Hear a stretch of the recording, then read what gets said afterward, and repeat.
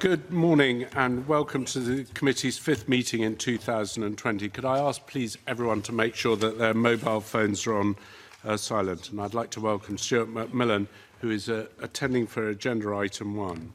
The Agenda Item 1 is an inquiry into the construction and procurement of ferry vessels in Scotland. And there will be two panels. Today, to start off with, we will take evidence from the independent advisor to the Scottish Government on shipbuilding, and then we'll take, in the second panel, representatives former management of Ferguson Marine Engineering Limited. I'd like to welcome the first witness, Luke Van Beek, former independent advisor to the Government on shipbuilding. Luke, just to clarify, if I may, could I just ask you to explain what your role was, very briefly, and what your qualifications and the timings were, just so everyone understands that. Of course. Good morning. Good morning. So I was taken on by the Department of Economic Development to provide assurance that the revised ship build programme was being kept to for 801 and 802, and in particular that it was proceeding in accordance with the overall resource programme. So I started in June 2018, but just before that, at the end of May, I'd done my first report into the yard and its ability to perform against the programme. My background, I'm a procurement expert, ex-Royal Navy. I worked in defence procurement for a long time. I'm also a Cabinet Office accredited assessor of high-risk government projects, and I also worked in industry for a while in the defence industry. So I think, in summary, I would say that I was a procurement expert with a particular emphasis on maritime. In particular, I was responsible for the two aircraft carriers, Queen Elizabeth and Prince of Wales, getting to contract when I was in the Ministry of Defence, and also the Type 45 destroyer programme, which I successfully brought in service to time and cost, having taken £800 million overspend out of the programme in the last 2 years that I was involved. Thank you. The first question then this morning is going to come from John Finney. John. Thank you, Convener. Good morning, Mr Van Beek, and thank you for that background. Can I ask, in your view, did Ferguson Marine have access to the physical capacity, workforce and technical expertise necessary to deliver the two ferries within the original timescales and budget? When I first assessed the yard against that question, I was in no doubt that they had the expertise, the management expertise. Having rebuilt the yard, they had a good shipbuilding system in place. Bearing in mind, as I say, that I didn't start what I was doing until June 2018.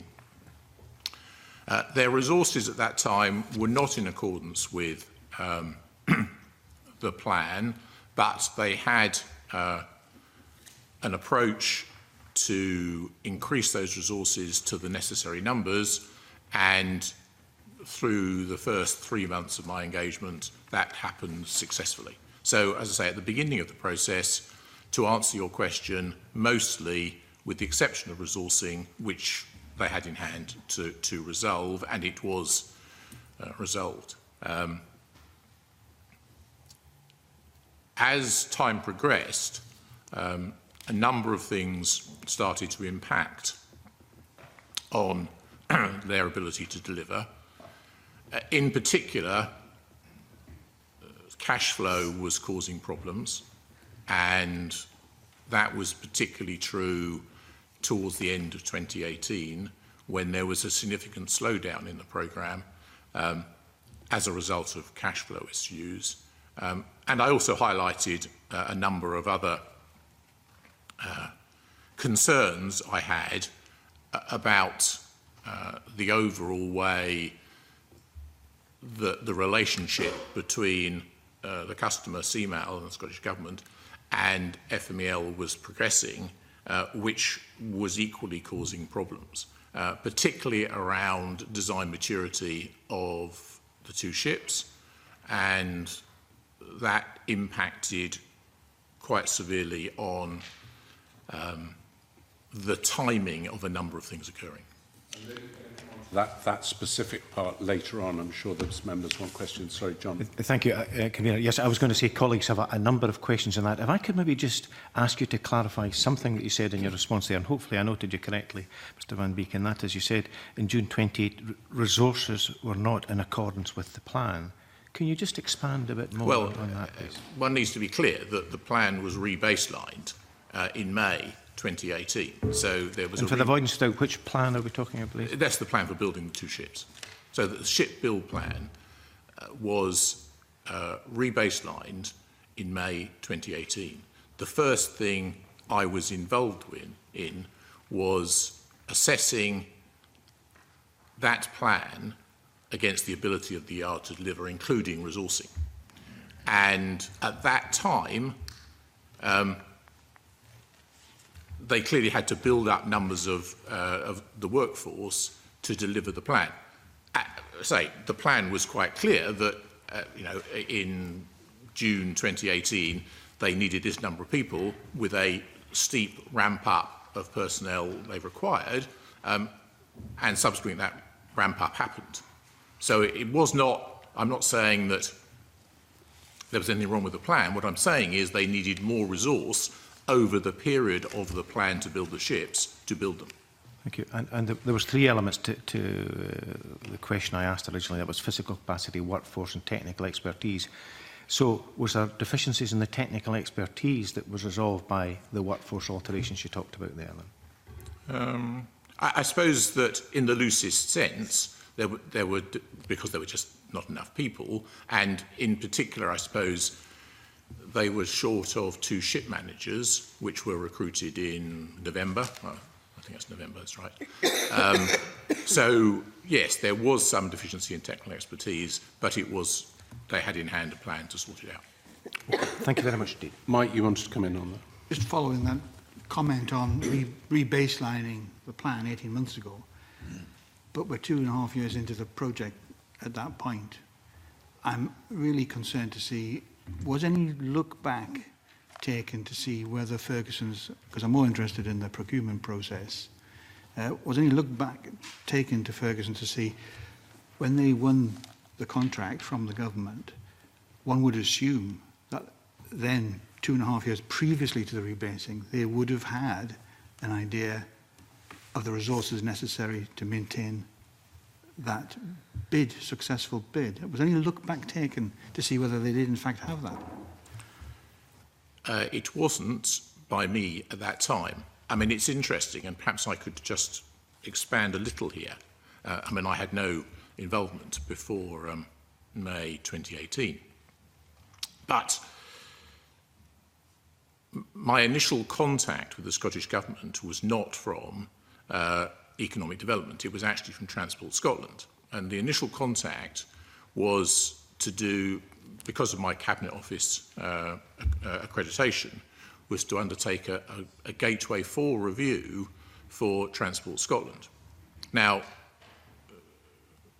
for a variety of reasons, which, to be honest, I'm not clear about, they decided not to do that. But I did say on several occasions, subsequent to me being engaged, that if that gateway had been done, what you're talking about would have been looked at. As it was not my remit to look at it. Very much. Briefly. Yeah, we touched on physical capacity. We heard in previous evidence that there was basically not enough room on the dock side to build two ships side by side. Was that something that you reflected on, or would you agree with that piece of evidence? I mean, we certainly got that piece of evidence. It made it difficult to move around the site because there physically wasn't enough capacity on for the two ships? Well, by the time I was involved, we had one ship on the slipway and one ship in the water. Yeah. So I can't really answer that question.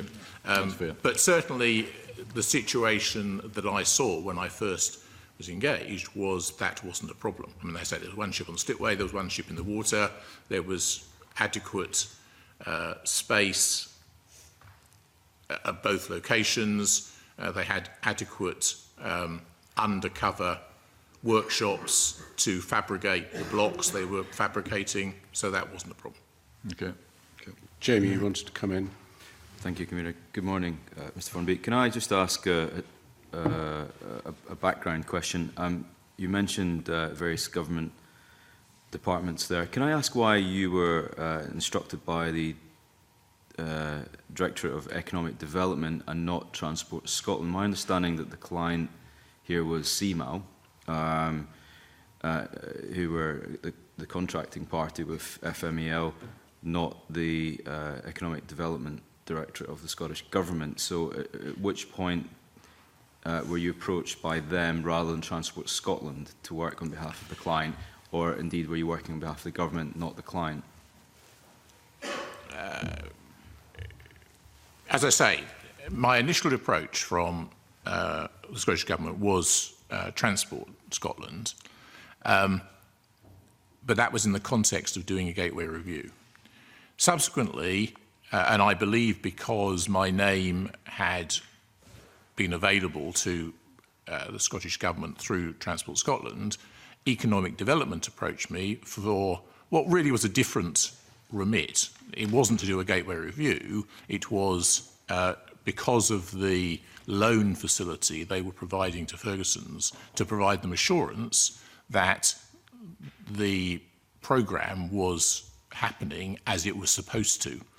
And there was, of course, another advisor to economic development, which was PwC. I mean, PwC were giving them financial advice. I was giving them programme and shipbuilding and technical advice. Thank you. The next question is from Stuart Stevenson. Stuart. Thank you very much, Convener.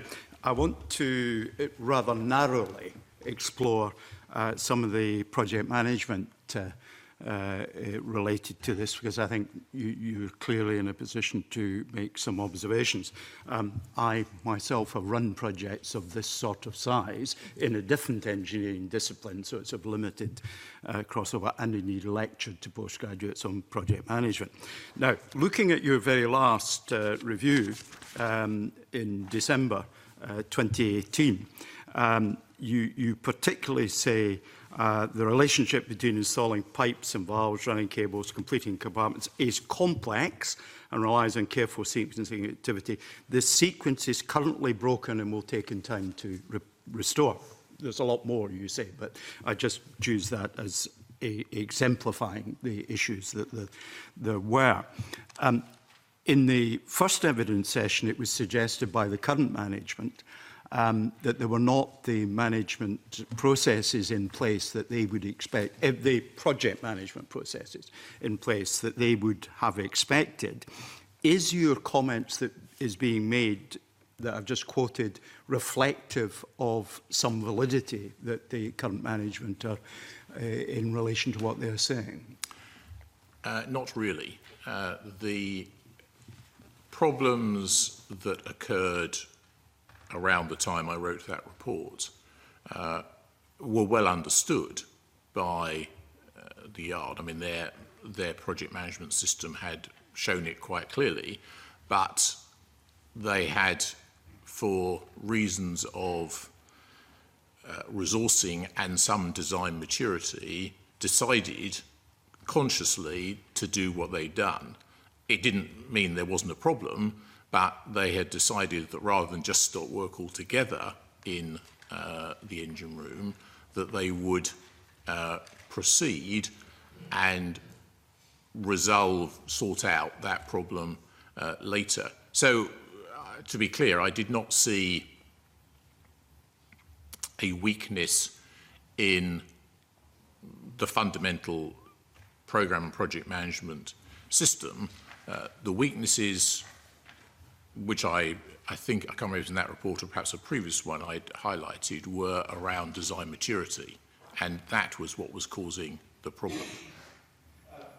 You specifically say the sequence is currently broken, Yeah. which I take to mean that on the Gantt chart, on the work breakdown structure that you would expect in a project of this kind, that they were now doing things out of sequence. Yes. So therefore, predecessor activities that were necessary to be completed before you moved to subsequent activities had not been completed. So although the plan might reflect a proper way of doing things, the actions were disjoint from the plan. At that time, yes. So therefore, some of the reworks that we might now be facing, I'm not. There are no simple answers, and I don't want to oversimplify, but some of them stem from that deviation from what you assess at the time as having been a reasonable plan. I'm not in a position to comment on that because Right. I don't know what the situation is today. But No. But I certainly would agree with you that there had to be remedial work to sort out that sequencing issue.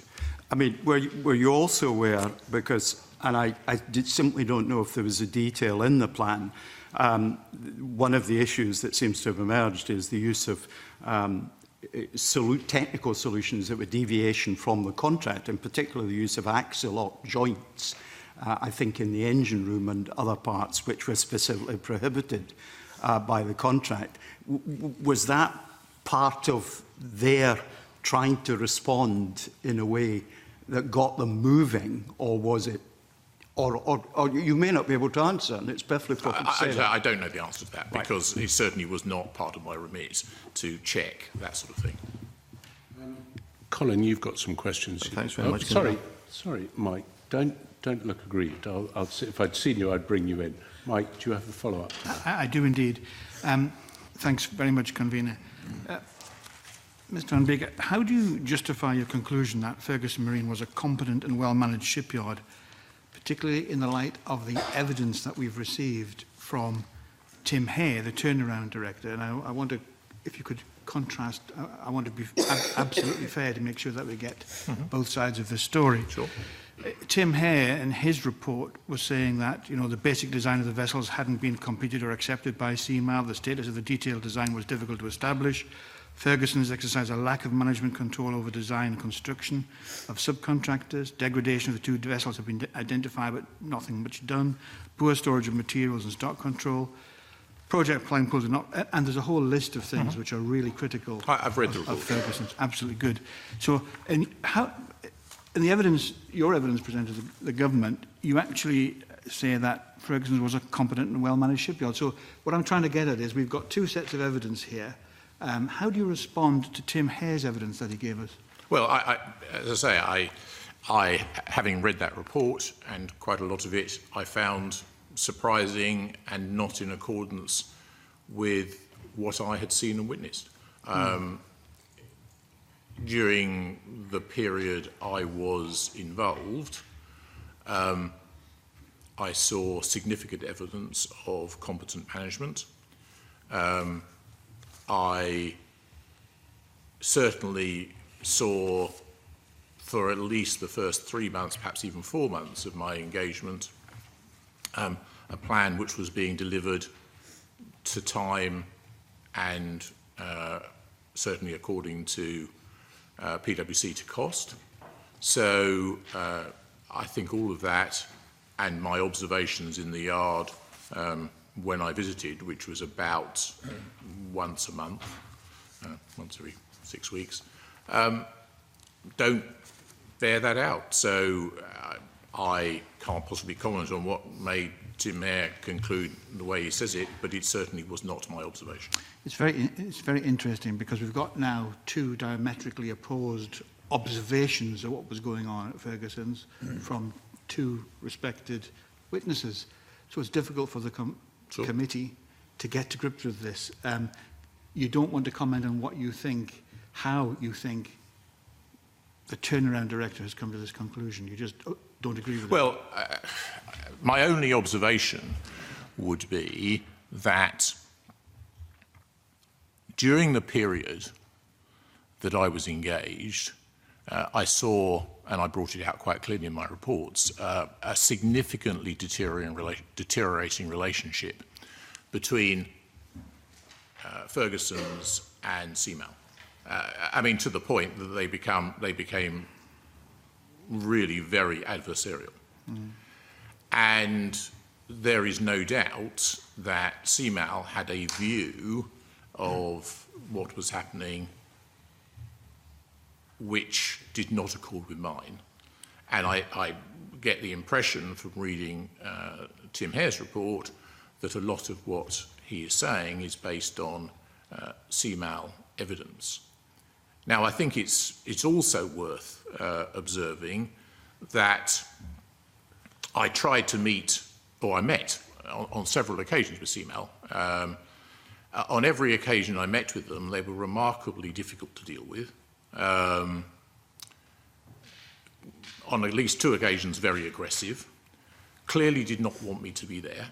Clearly felt that I was not contributing anything to what they were trying to do, which they said was to try and deliver 2 ships, as though I saw no real evidence that that's what they were trying to do. And I recall that when I briefed Mr. Mackay, I said exactly the same thing. I said that the relationship was broken between the customer and the client.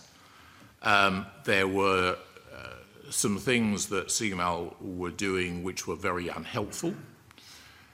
And on top of all of that, they were adamant they didn't really want to discuss ways of making the situation better. I mean, in particularly my later reports, started offering advice on how the situation could be improved, and in one of the meetings with CMAL, I put those to them, and they absolutely and flatly refused to have anything to do with them.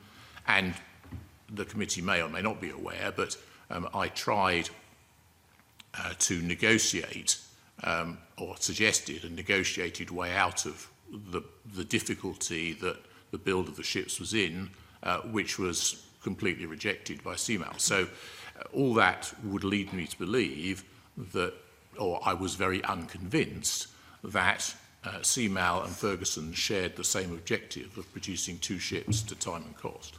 Okay, thank you. Sorry, can I just clarify? I mean, I've looked through, we've all had access to your reports. I think the one of the 31st of May 2018, one of the 20th of July 2018, 11th of September 2018 seems to be fairly relaxed and say that everything's going on relatively well at the shipyard. It then transpires that you turned round on the 4th of October, the 13th of December, 8th of March in your reports and blamed a breakdown in relationships we're coming to. But is it fair to say up until September you thought things, 2018, things were going relatively well and you were relatively sanguine because the management was going to plan? Yes, absolutely. Thank you. Right. On that basis, Colin, I think you've got the next question. Can I just follow up on a point you made there, Mr. Van Beek? You said that you had put forward suggestions for improvements, but CMAL weren't prepared to listen. Did you put forward those suggestions to any ministers at all?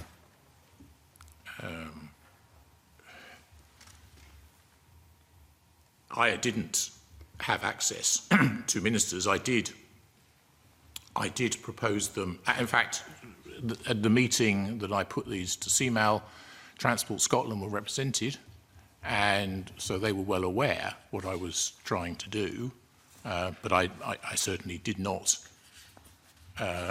ever have access to ministers, so I don't see any way I could have done that. And the Transport Scotland didn't take forward your suggestions at all in the same way that CMAL did? I don't know, because they didn't communicate with me whether they had or not. And you mentioned earlier that you were approached about a gateway review. Right at the beginning, yes. Yeah, right at the very beginning. And clearly, have you any idea at all, which clearly this was a high-risk project and a gateway review seems a reasonable route to go down. Have you any idea at all why Transport Scotland didn't pursue that? No. Okay. specifically turning to the issue I think you've touched on already over the design, the committee's been told that 95% of the basic design of the ferries has yet to be signed off by the MCA and Lloyd's of London. I mean, is that something that's normal at this stage in the construction of vessels? No, 95% is higher than I would have expected. That figure is also a surprise to me because that was not my understanding. Now, again, to be honest, that really wasn't my remit, so I didn't look into that in any great depth. But I can't really see where the 95% figure came from. The design, in the main, seemed to me to be well established and understood. I think the actual physical business of signing it off, perhaps, but I mean, there was an issue with design maturity. Don't get me wrong, I'm not saying there wasn't, but it surprised me an awful lot to read it was anything like as high as 95%. So the suggestion is that it may not be 95% of the vessels weren't designed, it's just that that was the figure not signed off, which are clearly two very separate things, and that's interesting. The committee has also been told that problems caused specifically by design changes were the result of poor change management by Ferguson's rather than the number and the extent of the changes requested by Seamile. Have you got any comments to make on that issue? I think both are true, actually. Certainly, before I was engaged, I absolutely gained the impression from some things I looked at that there had been poor control of the change process by Ferguson's. That wasn't true in the period I was engaged. They had actually a very good system. But what surprised me, I think, about those changes were how significantly extensive they were. I mean, given this was supposed to be a design and build contract, excuse me,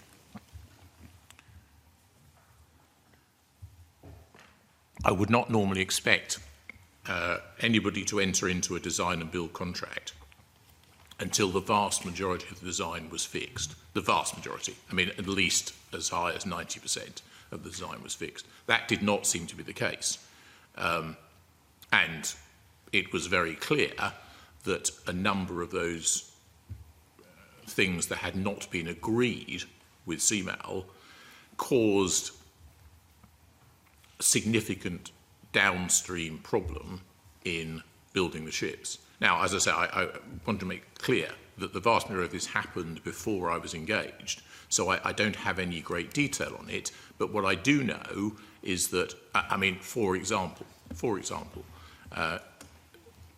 the idea which somebody else mentioned of building the two ships side by side on the slipway was the original idea. It couldn't work because a number of the blocks weren't finished in the right order, not because of Ferguson's not having a sensible plan, but because Seamile had not agreed the specifications to mean they could build the blocks. So I think it's a long answer to your question because I think it's a very complicated issue, but there's no doubt there were fault on both sides, client and builder. No doubt about it. In terms of you mentioned that there were significant changes because we've heard Kevin Hobbs of Seamile claim there were just 81 changes to the contract in total, of which 46 were requested by Ferguson's. Are you saying that the scale of the changes requested by Seamile were clearly higher than that?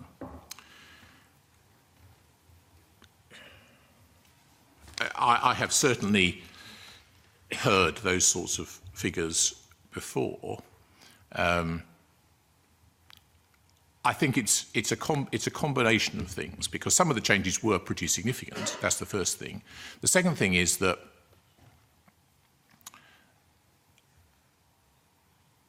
nearly as significant a problem was this failure of CMAL to agree specifications. So it's all very well at the beginning. When you say agree, is that something that should have happened before the contract was effectively finalised? Yes. And it's not something that happened, would happen during the process. So all that should have been agreed in advance. So if you're going to put in place a design and build contract, you should have the specification almost complete when you let the contract.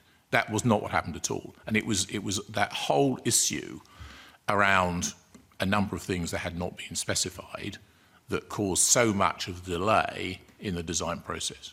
Okay, and that's not something that's normal in this process, even from CMAL's point of view. Is that something that's a change from the way they normally procure vessels? Why they wouldn't have had the specifications? I don't know because I've never had anything to do with any other CMAL procurement. But say in a normal procurement of this sort of size, if you're going to put in place a design and build contract, you would expect to have a almost fully specified vessel at the start of the process. Okay. Maureen wants to come in briefly. Yes, can I just follow up on Colin's point? I mean, to me, as I understand it, you have 3 stages in building a ship: a conceptual design, then a basic design, and then the detailed designs. The contract is awarded on the conceptual design.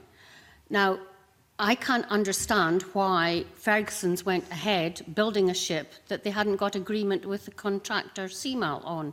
And is it not the case that CMAL have built ships pretty well before and without all these problems, even at Ferguson's before, without all these problems? So to say that it's all CMAL's fault when they have managed to build ships before seems a bit disingenuous.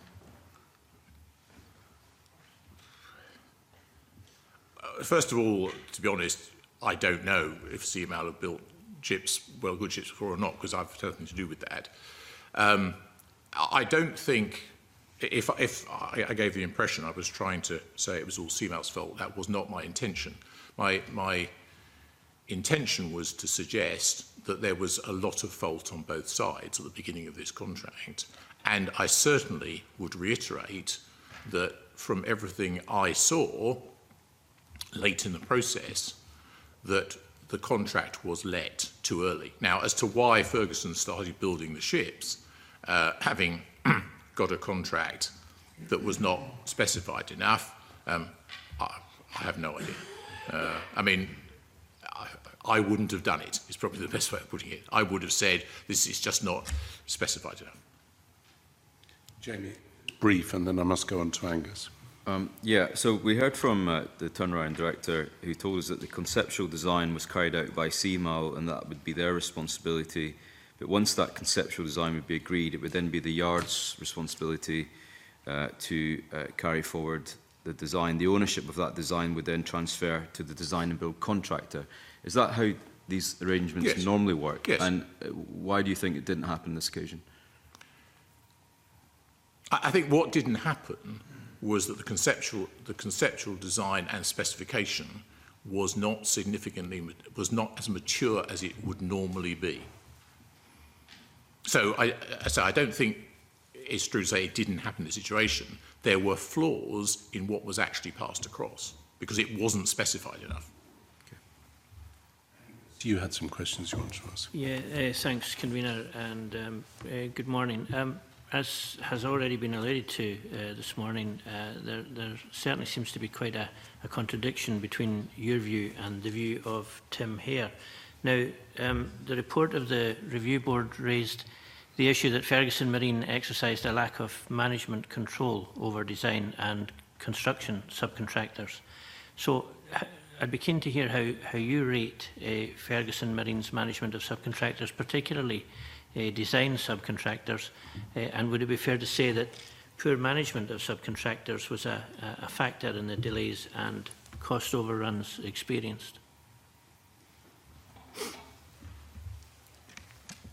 I suppose that there were three significant subcontractors involved in these ships. There was the design subcontract, there was the electrical subcontract, and there was the outfitting subcontract. Now, apart from being aware that the maturity of the design wasn't as good as it should have been, I had very little to do with the design subcontractors. Because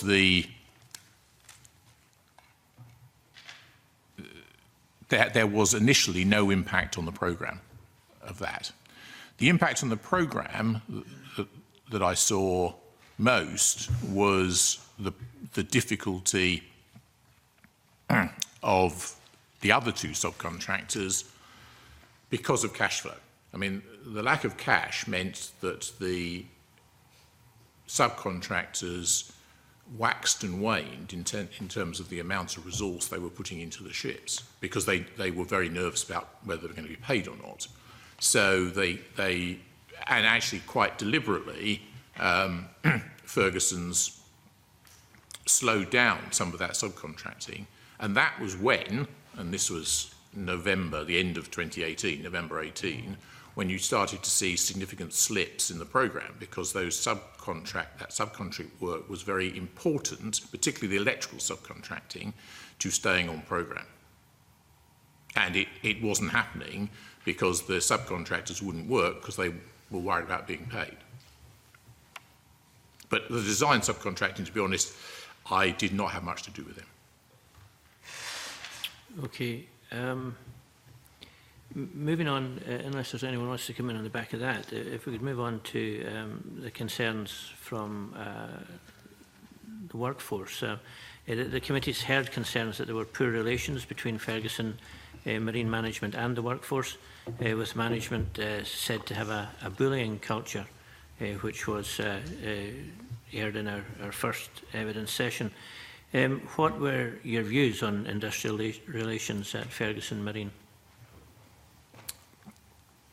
I certainly saw no evidence of poor relationships with the workforce. On most of my visits, I went into the yard. I went round, particularly 801. I mean, I must have walked around 801 7 or 8 times. I didn't observe any real problem with that relationship. I was mostly shown round by the ops director, and he seemed to have a good working relationship with the staff we met. So I saw no evidence of that. Did you talk to the workforce while you were walking around 801 7 or 8 times? Not in anything other than a casual way. You know, I did not really engage with them. I mean, So how much time did you spend in the yard itself? Well, for every one of those reports I produced, I was generally a day in Ferguson's, of which perhaps 2 or 3 hours would be walking around the ship and in the yard. Okay, and when you were walking around the yard, did you identify the issues around production that have been highlighted by Mr. Hare in recent media reports? For example, we've heard about the bulbous bow that's lying ready for scrapping because it's not fit for purpose. Did you see that while you were walking around? I saw a lot of fabrication going on. I think I saw the fabrication of the bulbous bow, but again,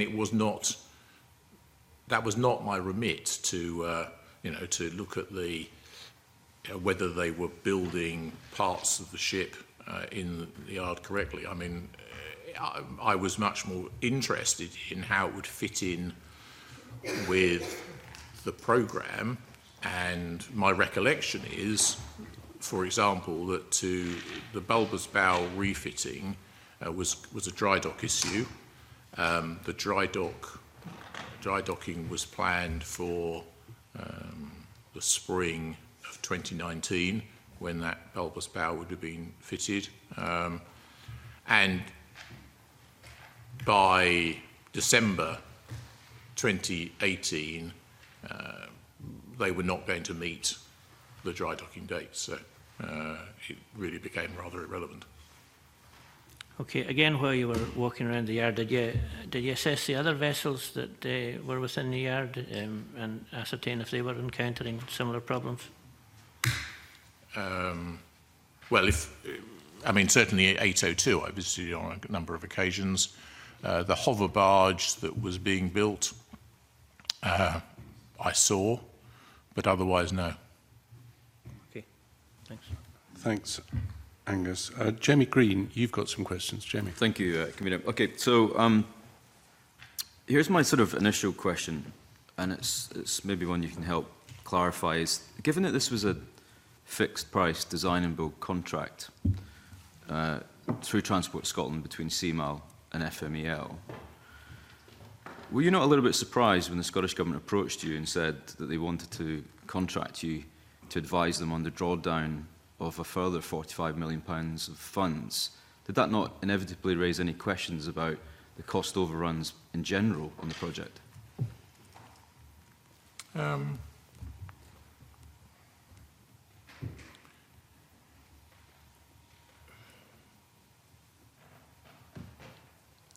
There was, without a doubt, a cash flow problem.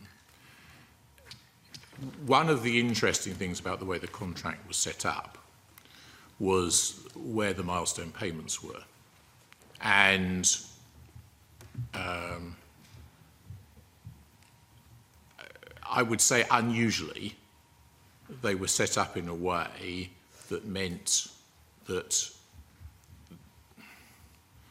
there was very likely to be a cash flow problem, is probably the best way of putting it. Because they were, for example, there was a very long gap between a milestone which had been before I joined and the next milestone, which was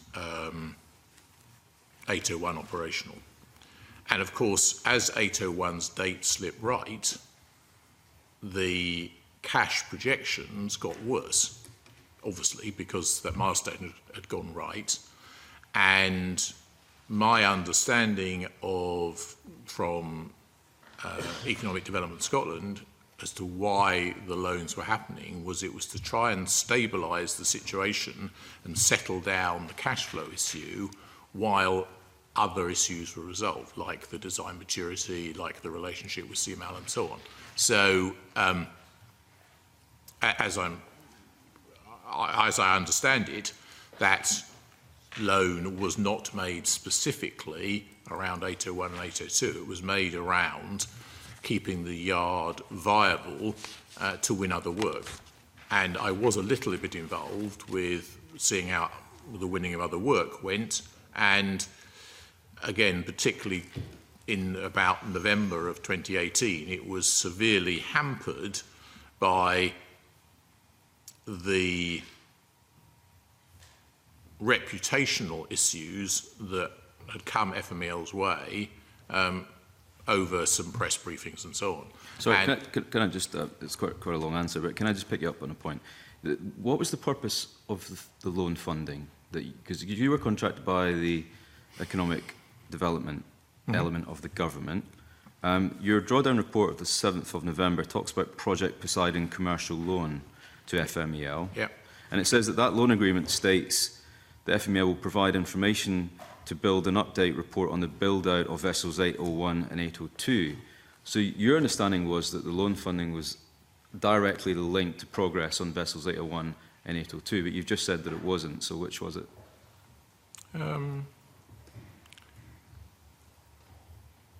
There is no doubt there was a significant alignment between the loan and 801 and 802's cash flow issues.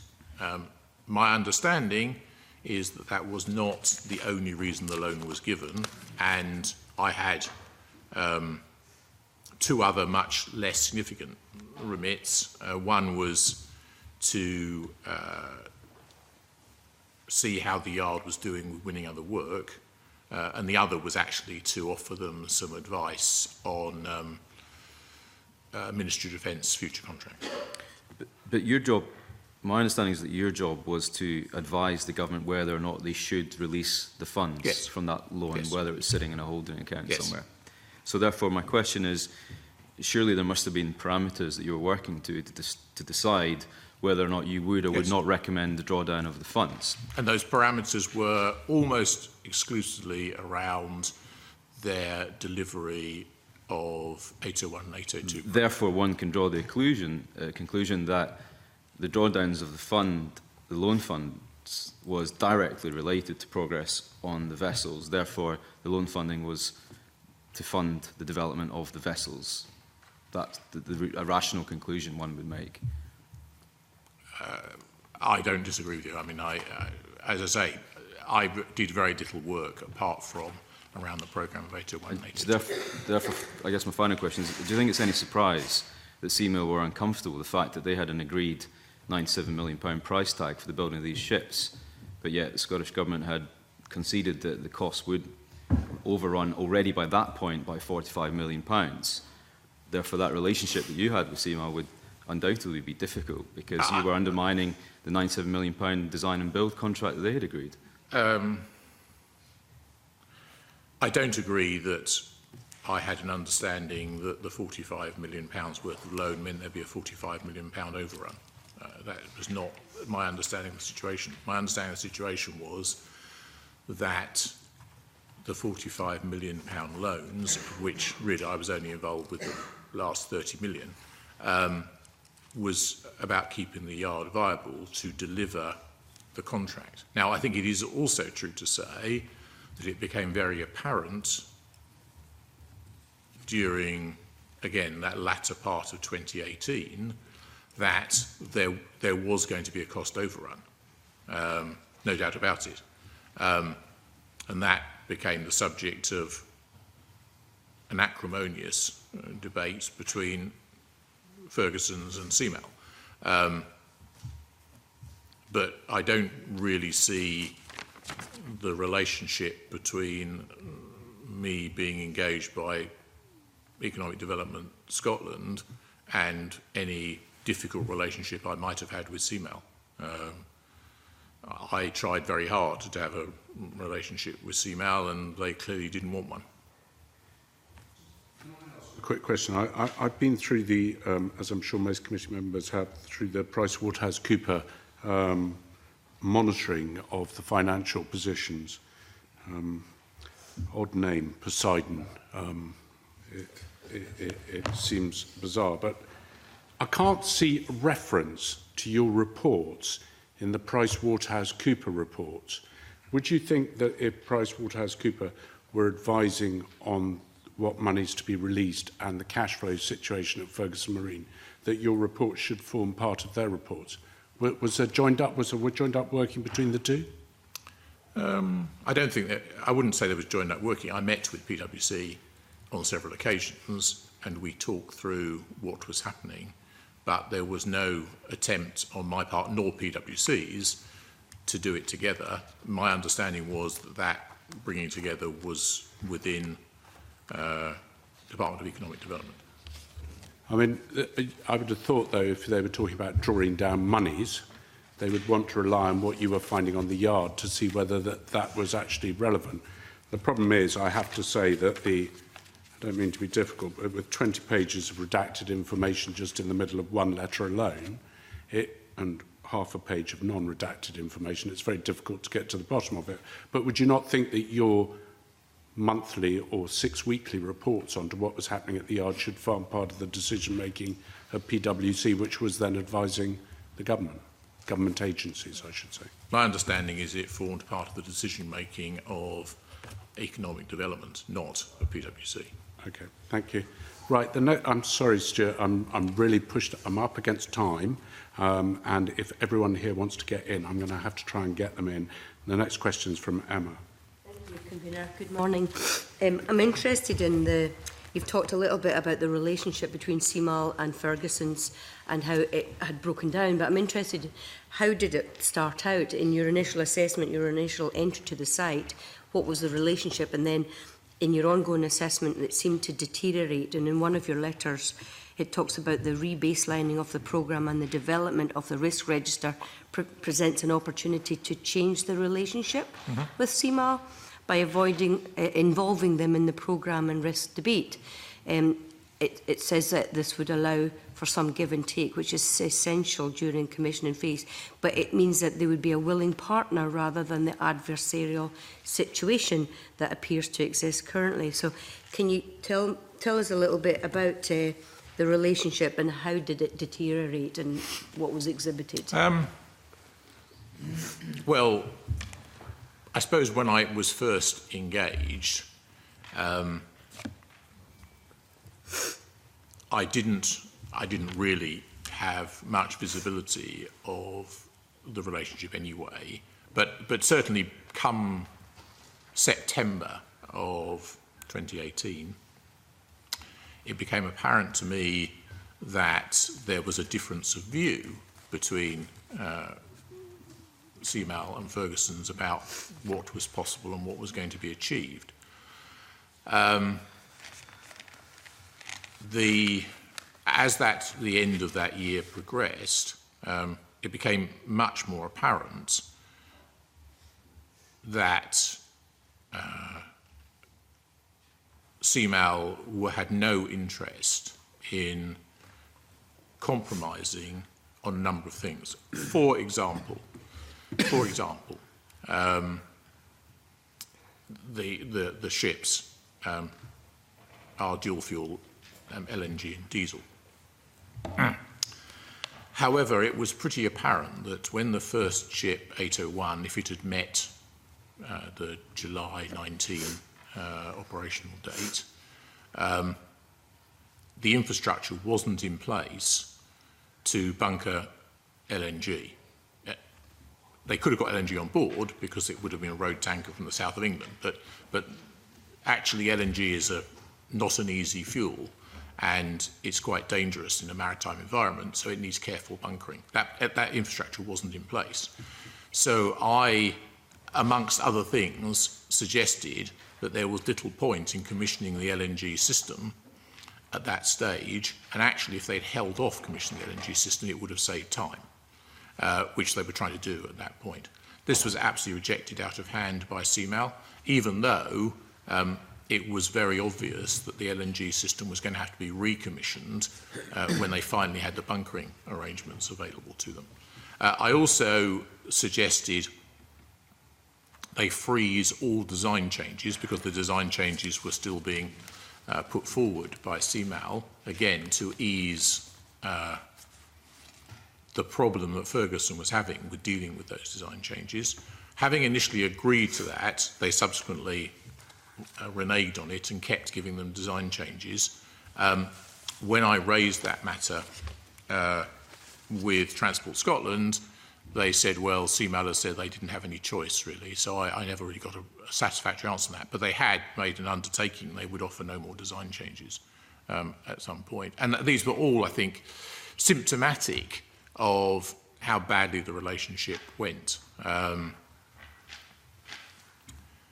When we were in the difficult situation of trying to decide a way forward, I advocated and negotiated a way out of the difficulty that FML were experiencing. This was rejected out of hand by CMAL. They said they had no interest in that, and they thought it better that Ferguson's went into administration. So I saw firsthand and had some very difficult meetings with CMAL where, as I say, they really had no interest in compromising. Just, I mean, the issue of the LNG and the dual fueling isn't, it's not like a brand new thing, because I'm aware there's LNG vessels on our oceans. There's over 300 that are made by a company, Wärtsilä. So is LNG perceived as difficult, or is it just that it's... I think the LNG, first time in ferries in UK, caused a design challenge. And On top of that, there was also a commissioning challenge. So it wasn't only the design challenge, there was also that to commission an LNG plant with no infrastructure available and the whole issue about having to train the crew were all things that were going to complicate the programme, and in my view unnecessarily, because using LNG in the first year of the ferry's life would have been quite difficult. That's my point. I don't disagree with you that, particularly in Scandinavia, LNG has fuelled ferries for some while, and so there are quite a few LNG vessels, particularly ferries, around. Canada's got some as well, but it's new to the UK. But in the world of shipbuilding, which is probably not huge, people share knowledge, people learn from each other, you know what's going on across the world, so... It's a nice thought.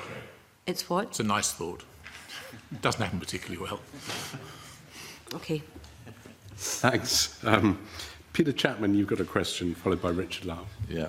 Good morning, Mr Van Beek. You were recorded as advising the Cabinet Secretary Derek Mackay that Transport Scotland should assume responsibility for the delivery of Hull 801 and that they would involve CalMac ferries in decisions on the programme and delivered capability. Why did you recommend that?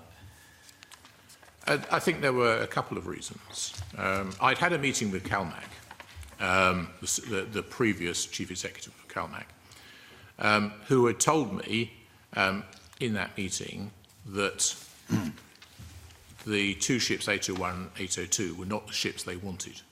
In particular, they did not want LNG fuel. But of course, so the first thing was that I felt by getting them more involved in the process, there would be a much quicker resolution of some of the issues around some of the design aspects of the ship. But secondly, it was also apparent to me that CalMac had a huge interest in getting the ships operational as soon as possible. That's why I thought it was sensible to get them involved. And I was very surprised when I met with the CEO of CalMac to discover that really they weren't involved, apart from right at the beginning of the process, they'd made some observations and had said they didn't want LNG ships. So that was all. Was there other aspects of the design of these ships that CalMac didn't want, apart from the LNG bit? They did not mention any specific aspects of those ships. What they did mention was the problem they were having with the training of their crews on a variety of different vessels. But that was all. They didn't mention any particular aspect of these ships, no. Okay. There are a lot of committee members wanting to ask questions, and I'm having to be quite careful on my time to make sure that everyone around the table gets to ask their question.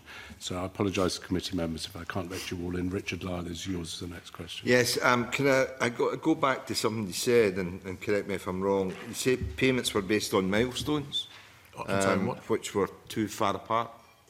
Was that milestones? Correct? Yes. The milestones. Yes. The milestone payments were, in my view, too far apart. Yes. Too far. Therefore, would you agree with me that that was the main reason why there was a cash flow problem? Yes. Yeah, that's fine. Just to get it on the record. Yeah. So, from your wide experience and vast experience in shipbuilding and procurement, what lessons do you think CMAL should learn from this project to inform any future ferry procurement? What advice would you give? Dear me. Briefly, I would say. Yes, briefly, yes. Well, I think first of all, as I said earlier, if you're going to let a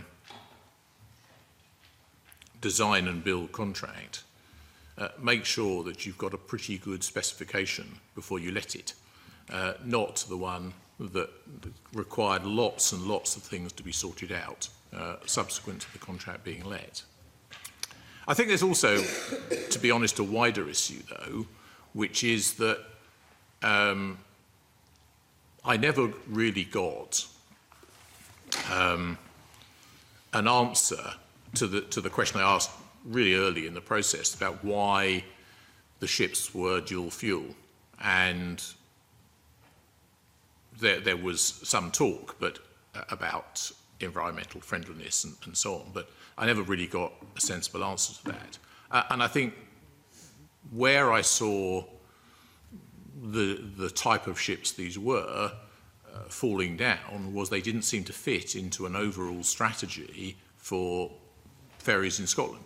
I mean, what seems to be lacking is an overall strategy which says, well, we need 6 big ships, 6 medium-sized ships and 6 small ships, for example, because that's the way it's to work. But at the moment, as I understand it, the ferries in Scotland are difficult to interoperate. Their crews aren't trained the same way, so interoperability is quite a challenge. Is that not a case because we have different drafts in rivers or oh, I'm sure there are aspects of that. And also, you know, the terminals are totally different. Yeah, absolutely. And so don't get me wrong, I don't think you could have all the same ship. All I'm saying is that in a strategy sense, there needs to be a strategy which says, absolutely reflecting the point you make, that there are different ports, that we need to be consistent in the way Scotland future buys ferries, so it fits in with, or either fits in with that infrastructure, or the infrastructure gets amended to be consistent in as many places as it can be. You know, so it's got to be a strategy which looks at both the infrastructure and the ferries, sure. But that's what I'd expect a ferry strategy. So lastly, you would advise that we entirely look at what we need, what size of ferries we need. Do we need to mill big ones or small ones, and to fit in with what basically Scotland needs? Yes. Thank you. Thank you. Jamie, I think you got a question followed by Maureen. Thank you. So we're at the situation by March 2019 where the relationship between the customer and the shipyard is broken down quite severely. Cash flow is an issue. There are problems with change management. Work is slowing down. Progress has not been made. At that point, there were 3 options available to the government. They could have retendered the contract. They could have put the yard into administration, or they could have arbitrated to settle the dispute. At this point, almost legal dispute. Your report, your recommendation to Derek Mackay in March 19 was, in my opinion, arbitration offers the lowest price increase and the shortest time delay to ferry delivery. But you've just told us that CMAL wanted the yard to go into administration. Why do you think they chose that route instead of your advice? I'm sorry, I have no idea why he chose that route. It was against my advice. I mean, I don't know why he chose it. He didn't tell me why he did it. He just seemed to, I gave the advice, it was not taken. So what were the consequences of that, do you think? Why did you think that arbitration would have been a better outcome for the yard than it going into administration? What consequence did administration have on the yard and its future abilities?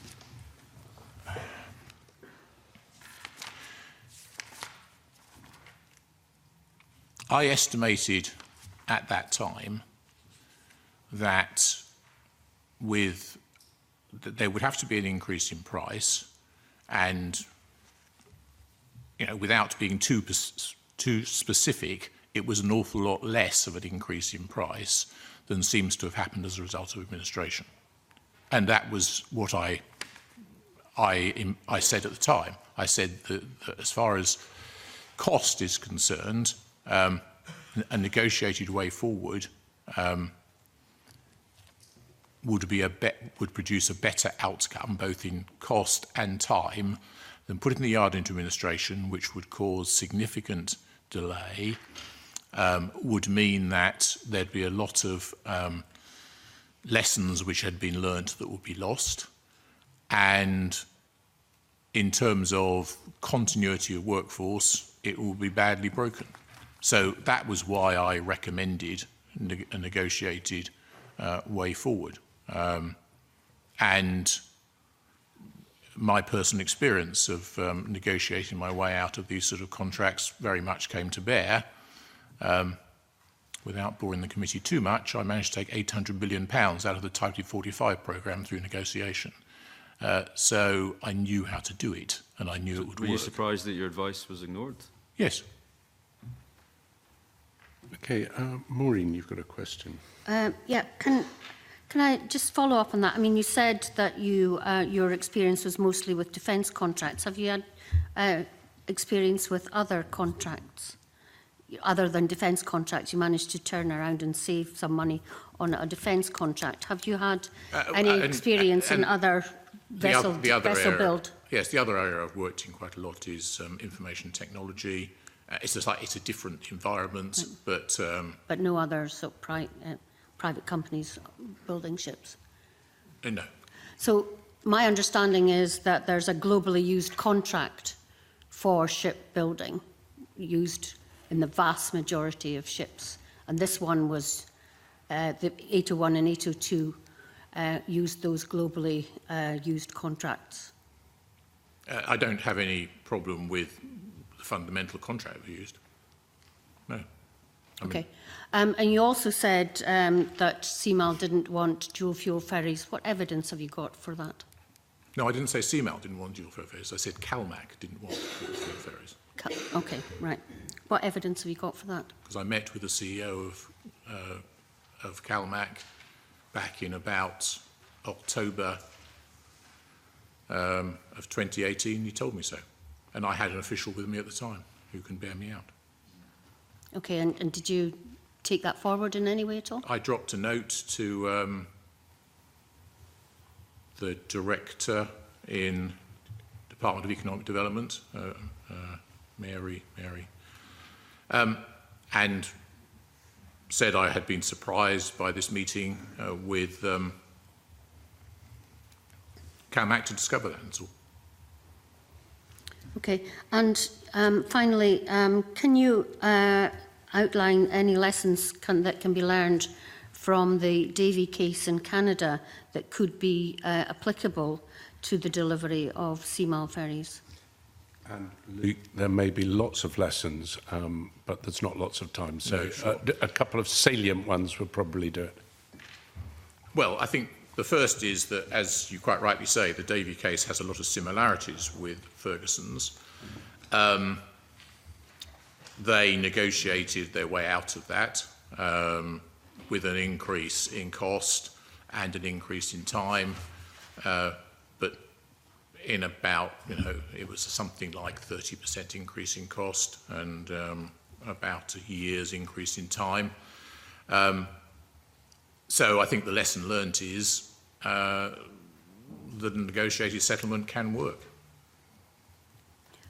And was there any attempt to negotiate and try and come to an agreement between the two parties? CMAL absolutely refused to consider it. In your view? I'm very keen to try and get Stuart McMillan in with a question in this session. So, Stuart, a brief question from you, and then I've got a final one from me. Okay, thank you, Convener. Mr Van Beek, you mentioned earlier regarding the time you spent in the yard and for about a day and a couple of hours walking around the yard. And when you were in the yard at the time, did you ever have discussions with CMAL, and did CMAL representatives ever raise their concerns with you directly? Not about in the processes on the contract? I never met CMAL in the yard, no. I always met CMAL separately, and mostly, I think actually every time I met them, it was in a Scottish Government meeting room, I think. Did they ever raise concerns with you about the production processes? Absolutely. I mean, when I had those meetings with them, they raised a number of concerns they had, and those concerns informed my next visit to the yard, so I generally looked at them. However, I was not party or privy to the reports that CMAL wrote to Transport Scotland. which with hindsight I think would have been useful, because I could have seen what they were saying, and because they got to see what I saw by Transport Scotland. I have a couple of quick questions. We're told by the government that delivery of these ferries will be October to December 2021. First question, is that a reasonable target?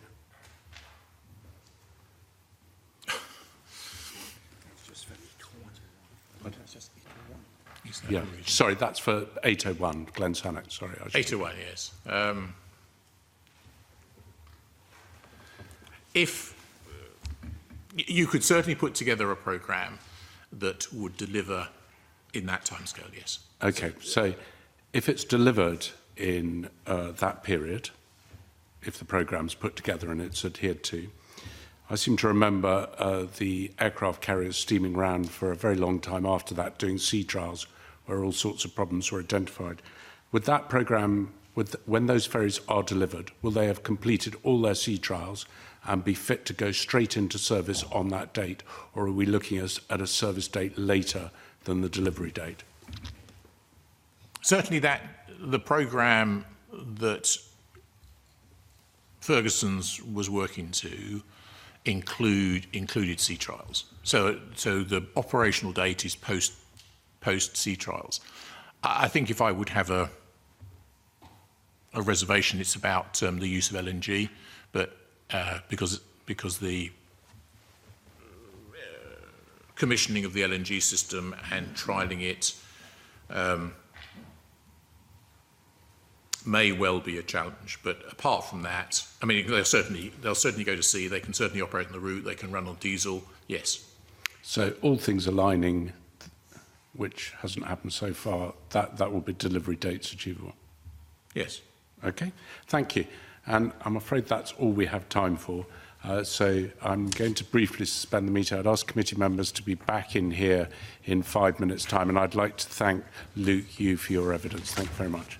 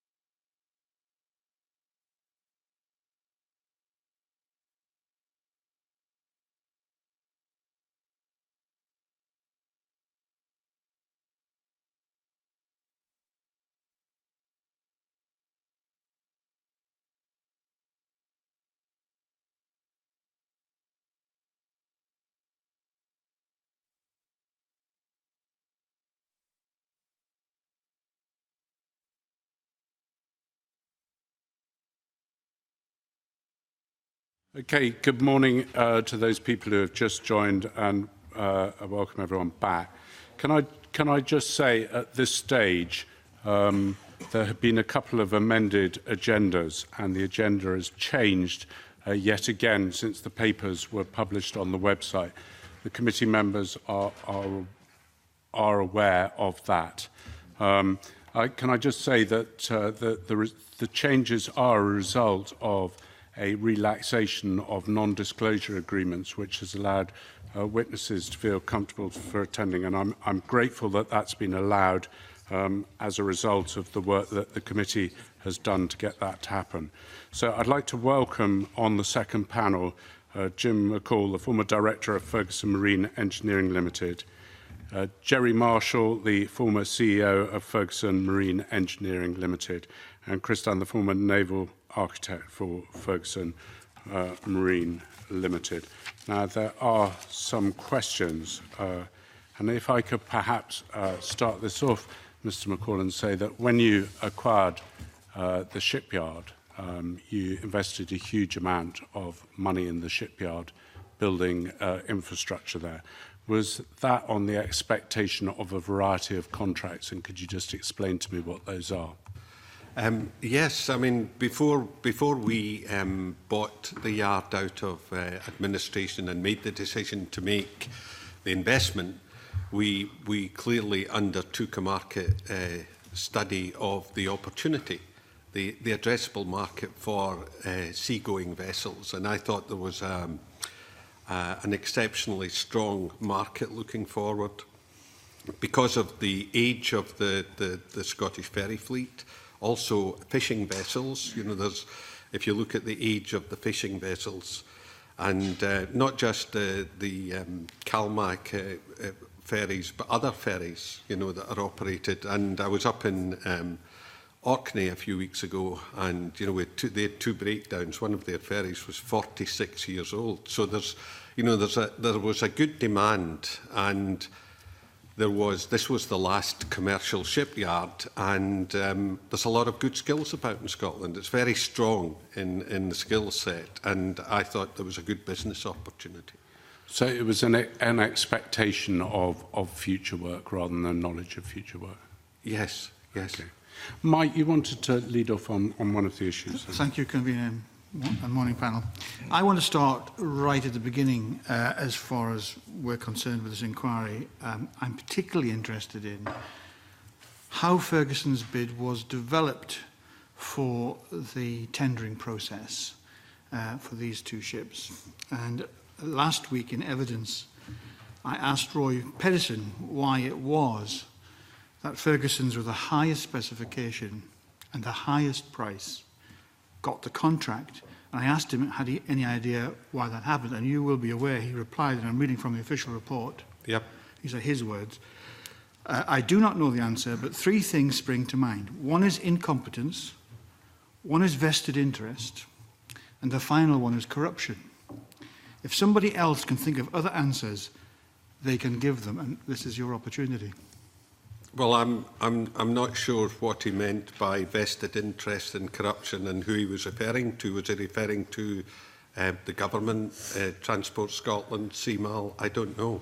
So why do you think your company won the contract? Well, we were asked to bid in an open bidding process, you know, under European procurement rules, and we were working very closely with CMAL on development of the specification. Now, we were asked in the invitation to tender to work with them. We had to be, I think the exact wording was, we had to work with them on this project on an innovative and collaborative way.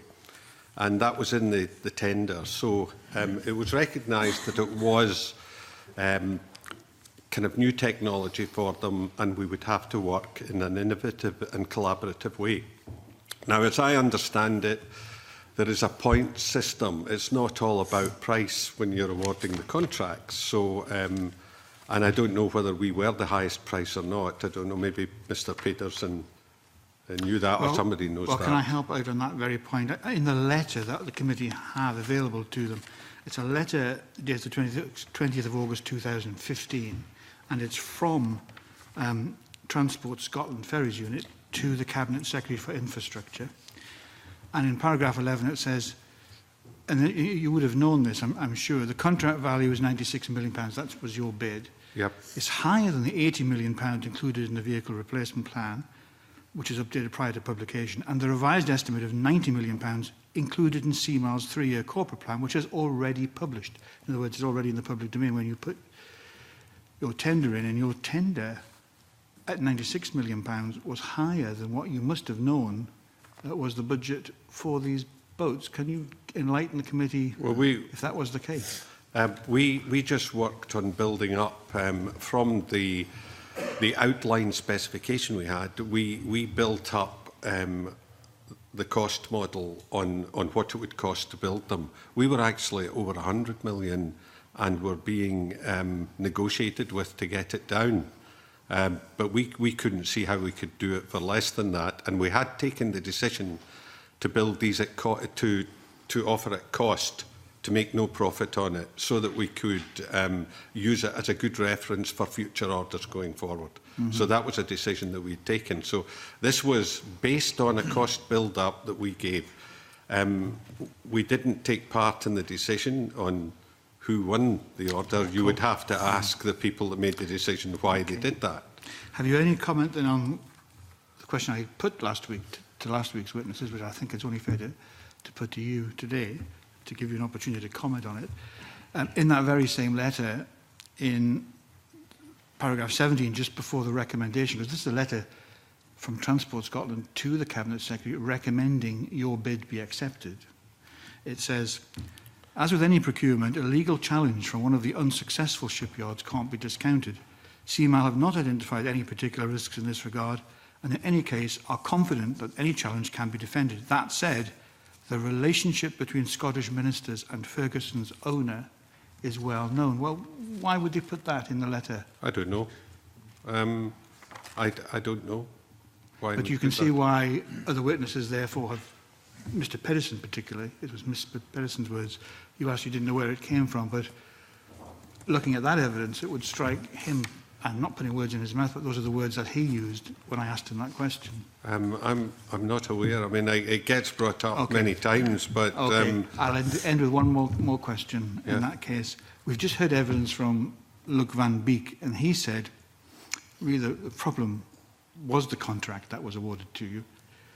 He said the contract was let too early. Yes. So here's a recommendation from Transport Scotland to go to the Cabinet Secretary for Infrastructure to say it's the highest bid, and of course the 6 other yards are redacted, so nobody on the committee knows who the other 6 yards were involved with this. And he said, Mr. Van Beek said the specification of the vessels should have been agreed before the contract was agreed. Yep. So it would imply that the contract between you and the government, or the Transport Scotland or CMAL, was rushed before it was completed. And what I would like to know is, when in the commercial world of shipbuilding, of which I know very little, but I'm getting to know a lot more now, when you're putting in a bid to meet the tender, you must be aware of your rivals who are also putting in bids. A, do you know who those? Do you know who those other shipyards were? And did you have any indication of what you thought they might be putting in? No, we didn't have any indication of what they might be putting in. I would have bet on knowing 3 that would have put bids in: Remontoa in Poland, Flensburg in Germany, and probably Camel Laird down south.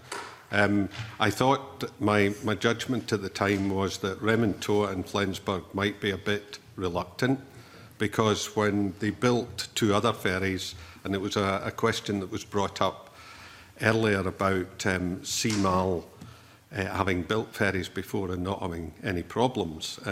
I think post the CMAL area we have had problems. Before that, when it was CalMac working with experts and placing the orders, it was quite smooth. But, you know, in Remontoa, they went into administration after building the Finlagan. And on the Loch Seaforth, Flensburg went into administration after building the Loch Seaforth. And both of these vessels had to have work done after they come out of the yards. So, you know, those yards have had problems in bids that they've done before. So I thought they might be a bit cautious next time, because I know that Flensburg did request an additional 10 million and eventually it had to be taken away from them, and we don't know what the final price was. But you can see where my questions are coming from, because it strikes me that from the evidence that we've received that this has gone wrong right from the beginning of the tendering and contract process. I would agree with that. Yes, we would normally expect the tender to be the specification to be more fully flushed out, with most of the risks taken care of before, and that's the way it used to work with CalMac when they did it directly pre-CMAL. They would probably spend about a year with a consultant ironing out all the issues before issuing the spec. So are you saying, I don't want to put words in your mouth, so correct me if I'm wrong, but are you saying that, in your view, the contract that you entered into was far more rushed than normal? Yes. Okay. Thank you, Convener. On that specific point, sorry, in that letter that Mr. Rumble's referring to, paragraph 7, it says that the vast majority of issues identified by CalMac have been resolved between you and them, and that most of the other issues have been resolved as well, with a final review of documentation to be complete on the 25th of August. Is that therefore untrue?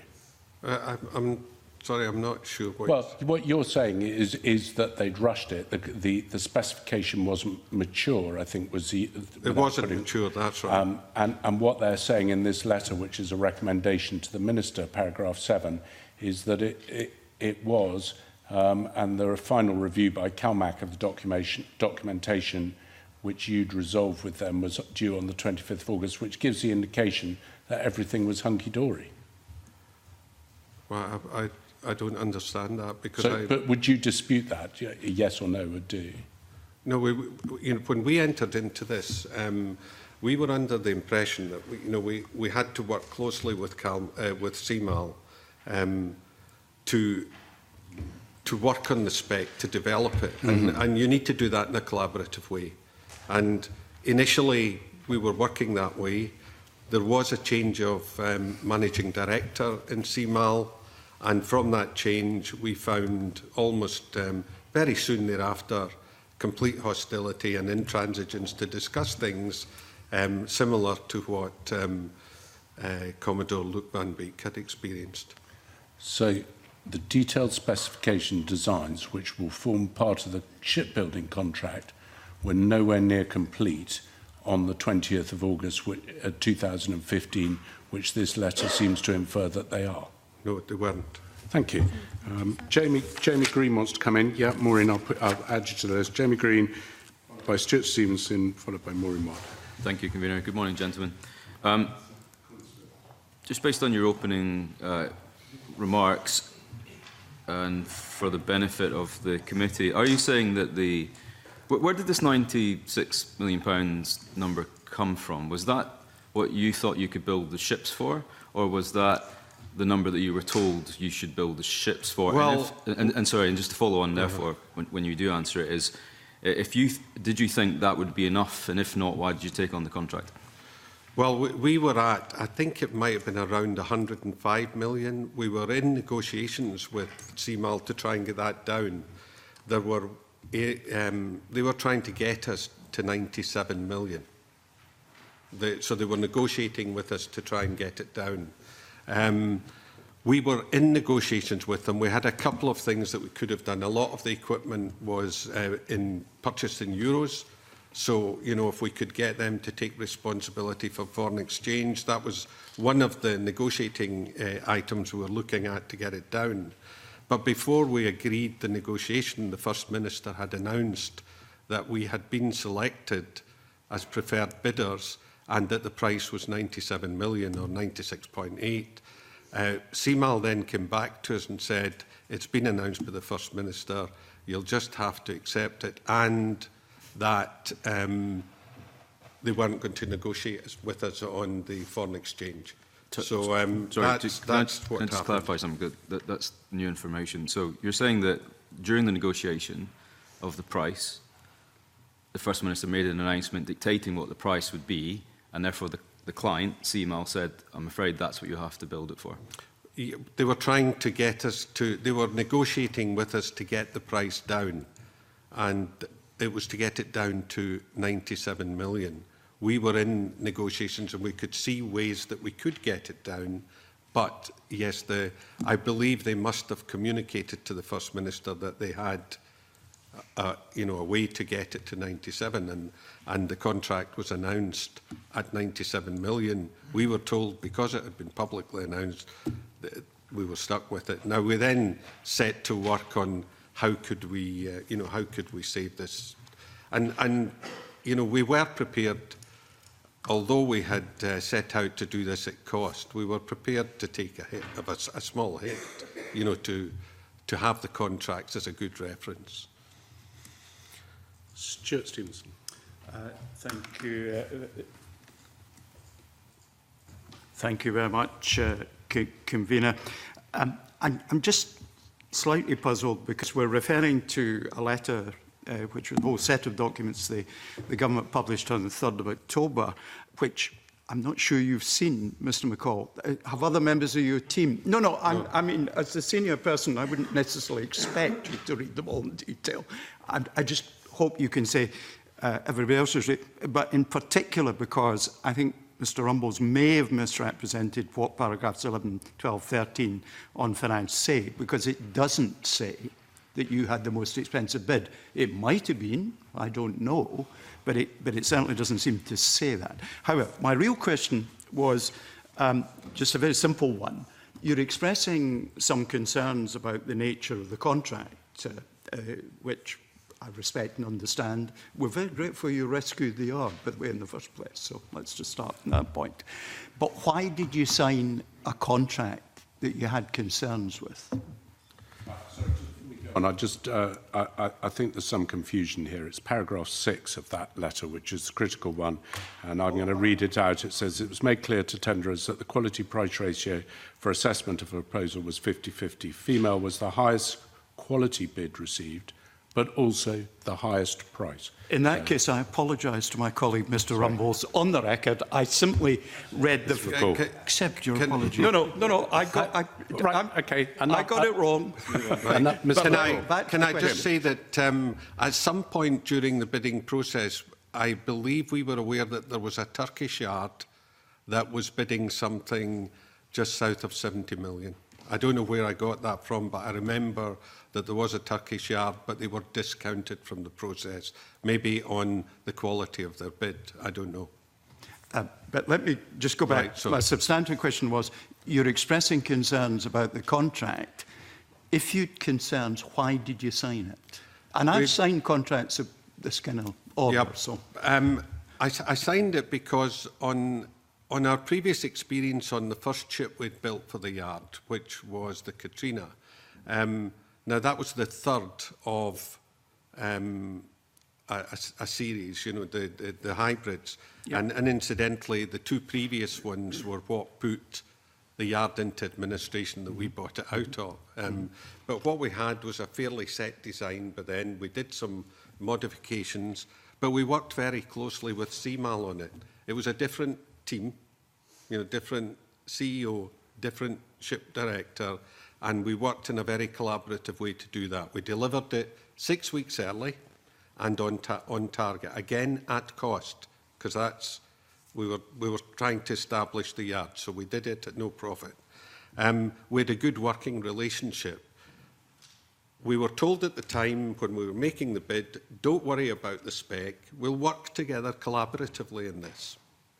So I took a judgment that I could work, not me, but the management team could work with CMAL in a collaborative way, and I was always of the view that we might have to take a bit of a loss in this, but I thought it would be manageable. So you deliberately and perfectly within your competence, decided you would carry that risk because of existing relationships that you thought you could make work? And the quantification of the risk, an assessment of the That's risk fine. in financial terms, for example. Okay. Maureen, you had some questions. Thank you, Convener. Morning, panel. I think it's really important at the outset that we get an idea of certain basics here. So the contract was a design and build contract, correct? That is correct. Okay, so my understanding is that Holder Marine did an outline conceptual design, if you like. Yes. And that was the basis on which the contract was agreed. That was the basis on which the contract broad was awarded. specification was agreed. Okay. Then you have a basic design and the detailed designs. Yes. Was that then taken in-house and taken forward by your own in-house designers? Because normally maybe Holder Marine might, you know, be expected to take that forward. We kept Holder Marine on for a period, I believe that's right, and then we engaged with another design house, Vera Navis, for more resource to go into the development of the detailed design. So Vera Maris, they weren't just doing the 3D designs, they were actually doing more details. No, they eventually did more design work, yeah. So why did you go with a company, Vera Maris, which had no, as far as I can see from their website, no previous experience in ferries design? They haven't got any ferries on their list of things that they've done, as far as I could notice, when there are other companies around the North Sea, if you like, both in Scotland and in Norway, who have got more experience on this. Perhaps I could ask you to comment, Chris, on design, the design matters, and on Vera Navis's capability. Yeah, absolutely, for sure. There were lots of elements, as you'd expect, with the tender process that we went out to the detailed design subcontractors. Price was an important one. Working relationships was an important one. Delivery timescales and manpower was an important one. Experience was, and they have had experience with ferries, particularly in Norway. They do a lot of work in the detail and production design in Norway. And probably one of the biggest ones was the software that we'd elected to use at Ferguson's a year previously. They're the European experts in both deployment and training and management of that software, which was an SSI ship constructor software. So that fit really well in with our goals and ambitions. So we had no doubts. It's called Ship Constructor. So they are, you know, they're competent people, very good credentials, and it was a good choice to take them. Okay. And a lot is talked about changes. So as you move from conceptual design to basic design to detailed designs, you can't have changes because you haven't agreed to what you're working with on the first place. So, yeah, that's the problem. I mean, the changes kept coming in from CMAL. This was being evolved as we went through. And I guess you actually bid, when we put in the bid, you're bidding on a specification that you're given at that time. I think the critical part is that that specification changed. And I can talk to March 2017, when I went into the facility and took over that role, that when I looked at both general arrangement drawings, there was hundreds of changes had happened from what we had bid against to what we were now working on. Okay, sorry, I'm nervous in the sense that there's a lot of questions coming up on changes, and I don't want to. I think this bit is more on specification. But the spec, okay, to some maybe Chris can input this as well. The specification, when we first put in the bid, you have a specification. One of the big specifications around the propellers had changed significantly, and I'm perhaps jumping ahead here. But when you go to the build schedule, and I heard earlier on about why the vessels weren't being built together, side by side.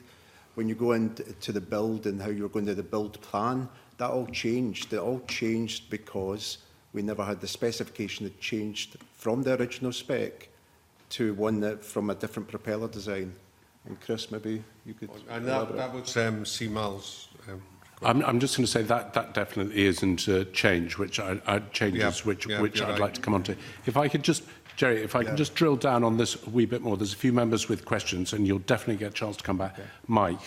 I want to follow up what the evidence has just been given on the procurement process, because as I said right at the beginning, I think this has gone wrong right at the beginning. So I want to make sure I heard this correct from Mr. McCall, that he said, without his agreement, the First Minister announced the price that Ferguson's would build this for, and that she was awarding the contract when the government had already, according to this letter we have, turned down their bids, which were all below that figure. So we've got a situation where you're in negotiations, and did it come as a surprise that the First Minister announced this agreement with you that to build these boats for 97 million? Did it come to you as a surprise that she made that announcement? Are you saying that it wasn't agreed with you? I mean, it wasn't. They weren't negotiating with me. They were negotiating with the yard, and the person that was engaged in the negotiations was still in discussions with CMAL about how they could move from our price, which I think we had come down from 105. We may have been about 103, and we were looking specifically at the exchange contract, and they had agreed verbally that they would take responsibility for it. We were waiting. Sorry, I'm just a little bit confused. I want to just make sure I understand the process exactly. Is this after you've been confirmed as preferred bidder? Because it says in the letter of 2015 that your bid was £96 million. 96.8, I think it was. Yeah. There is a document on the government website which helps you on this. I think the original tender price was £50,247,500 for each ferry. Yes. And then there was a little bit more, and it says it was later reduced to £48,500,000, yes, which takes us to 97. That's according to the government documents released in a letter of the 8th of That's October. right. Well, that figure that would take it up over 100 was already down from where we were. And the last bit was a negotiation on the exchange contract. But before we had confirmation that they would accept it formally, the First Minister had announced that we had won the contract and that was the price that would be. To be fair, CMAL had agreed that they would take it at that time, so you could say that there was agreement on the 97, but they then came back and said that they weren't going to honour that agreement because the First Minister had announced it and we hadn't changed the bid. So yes, that caught us by surprise, and we tried afterwards, and you know, I think it's maybe in some of the documentation that you've seen that we did a try, and it's certainly in our claim that we tried to win back that. So you couldn't possibly have agreed most of the contract. You've agreed, announced the price without actually agreeing the detailed specifications in the contract. No, that price was based on the specification we had at the time. Okay.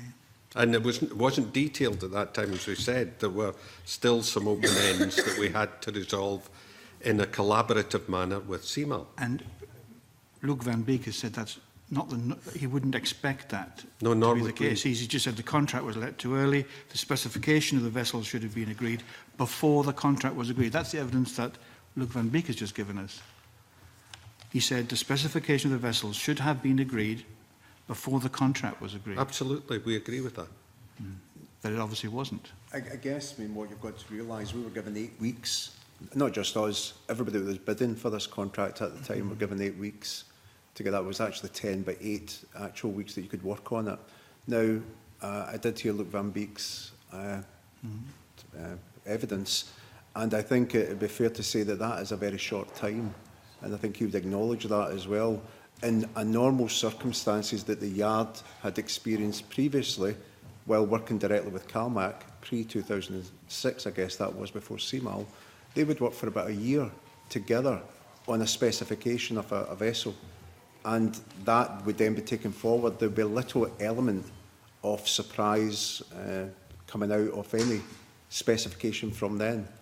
The specification that we bid on and where we are now is significantly different. 8 weeks was never a long enough time, but that just wasn't for us. That was for everybody that was bidding for those vessels. On that specific issue then about the specifications, you clearly still signed that contract with a view that the specifications weren't as detailed as you would have liked, or so what gave you confidence to do that, and what changed during the process that meant you weren't able to work through those specifications in a collaborative way? Continual additional changes coming from CMAL. Chairman, I'm okay to talk about changes now. Yeah. Yeah. We've agreed. Okay. Yeah. We're talking about changes, but that's okay. Yes, it is. But I want to come back. I mean, if you want to push on that, it's just a question that I would like before we go on to changes. Would it be helpful? Convener, I'm only interested in the process, not the changes per se. Okay. So just before we move on to changes, one of the letters that has been released to the committee on the, I think it's difficult to see because the dates, it's October 2015. I can't find an exact date because it's been blacked out. Basically, on the 25th of September, CMAL are already flagging up and concerns and reservations about the award of the contract. Were you aware at that stage that they weren't even happy, it appears, with Sorry, what was was going that the 25th of September, which year? No, it was October 2015. Okay, and right. The board meeting they had was on the 25th of September. So barely a month after the contract had been announced, they were already saying that they're unhappy with it. Were you aware at that stage? I wasn't aware, but I did hear at the time that the chairman in particular wasn't this is just say so, you know, that I heard back that the chairman was not supportive of it being awarded to Ferguson. Okay. So I think we're off on to changes then. Colin, is that Peter? I think the question's been Sorry. asked. Yeah. Yeah. So it's effectively what changed since the contract was signed around not being able to work through the specifications in a way that suited all parties? There were constant changes coming from CMAL that they wanted to make to the basic specification that we had, which were building up and building up. You know, the contract, although fixed price, had allowed for variations to contract. We got to a point where the changes were so significant that this was going beyond a new build contract. You know, it was said earlier about these are standard contracts in the industry. They're called a new build con. They're made for standard vessels, and it became very clear that, you know, this was a prototype vessel. It's been, we brought in some experts to review the contract who have said it's a prototype. Commodore Luke Van Beek would view it as a prototype. Our experts viewed it as a prototype. It was definitely a prototype, and Lloyd's viewed it as a prototype. So it went from, you know, it should never have been a standard new build contract because of the changes that were coming through.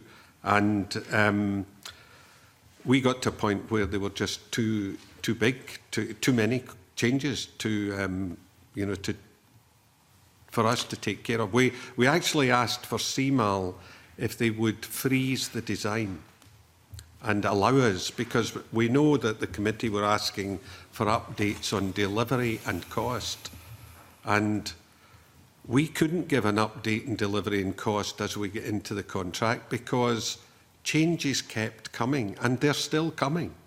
The changes kept coming to us, and unless we got a commitment from CMAL that they would freeze the design, we couldn't give a commitment to a delivery date and a cost. So CMAL, you'll be aware that Kevin Hobbs has said that, and I appreciate this, his wording was very careful, it was changes to the contract rather than changes to the design, but he said that there were 81 changes to the contract in total, of which 46 were required by Ferguson's. Is that a figure that you dispute? I mean, what is the scale of the changes that CML were asking of Ferguson? How many were there?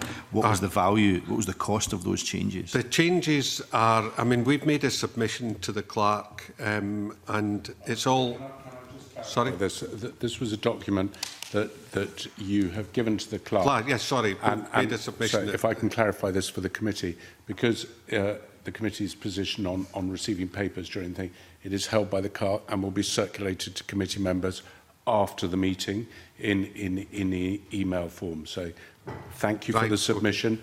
You're not aware of it. I'm not aware of what's inside it. It will be circulated. But could I just say that yes, every single change is documented in here by professional experts that we brought in to go through. And in fact, I believe the committee visited whilst we were going through that process and saw the room with the changes documented in it. It's all detailed here. Nothing is redacted. And you will see every single breakdown. And the breakdown in here is for 801 only. And it totals something like 44 million at that time.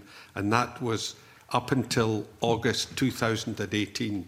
So you will see every single change documented. Now, there could be arguments in there that we have to take responsibility for some, and I don't dispute that. But many, and certainly much more than the ones you've quoted, there are hundreds of changes that have come. So those, that 40 plus million of changes, what percentage of those came from CML? They're all related to CML. Yeah. It was part of a claim that we were putting together. So they all relate to changes, the consequence of changes from CML, and much of it is down to delay. Some of the other members, and just to clarify, you're right, the committee did come and visit you, the yard, in 2018. I think it was October 2018. Yeah. It wasn't all members of the committee, and you did give us access to the room, but at that stage we were asked by you not to discuss it. But now yes, you put it on record. That is when we visited. Right. Peter, you wanted to come in. Yes, and good morning, gentlemen. We've had evidence from Tim Hare, the turnaround director, and we've looked at their review board report. And as you're well aware, I'm sure, that report is very critical of the management at Ferguson Marine. And just to give you I'm sure you know all about it, but Female did not maintain adequate project plans or records management systems. Ferguson Marine exercised a lack of management control over design and construction subcontractors, poor storage of materials and stock control. There was only ad hoc control of engineering change. These are just some of the criticisms in that report. I just ask you to comment on that and for us to get a feel for your thoughts on that report and whether it's accurate or not. I'll give you my brief thoughts, but perhaps Jerry Marshall would like to comment on it. They're absolutely scandalous claims. And again, in the submission we've made, we've addressed every single one. We had a very good project planning system in place. What's happened since the government moved in is they have got rid of all of the senior people that were involved in that. Without any handover, we had a very good project management system in place where twice daily it was updated and it was well controlled with every key member on the project in that room twice a day.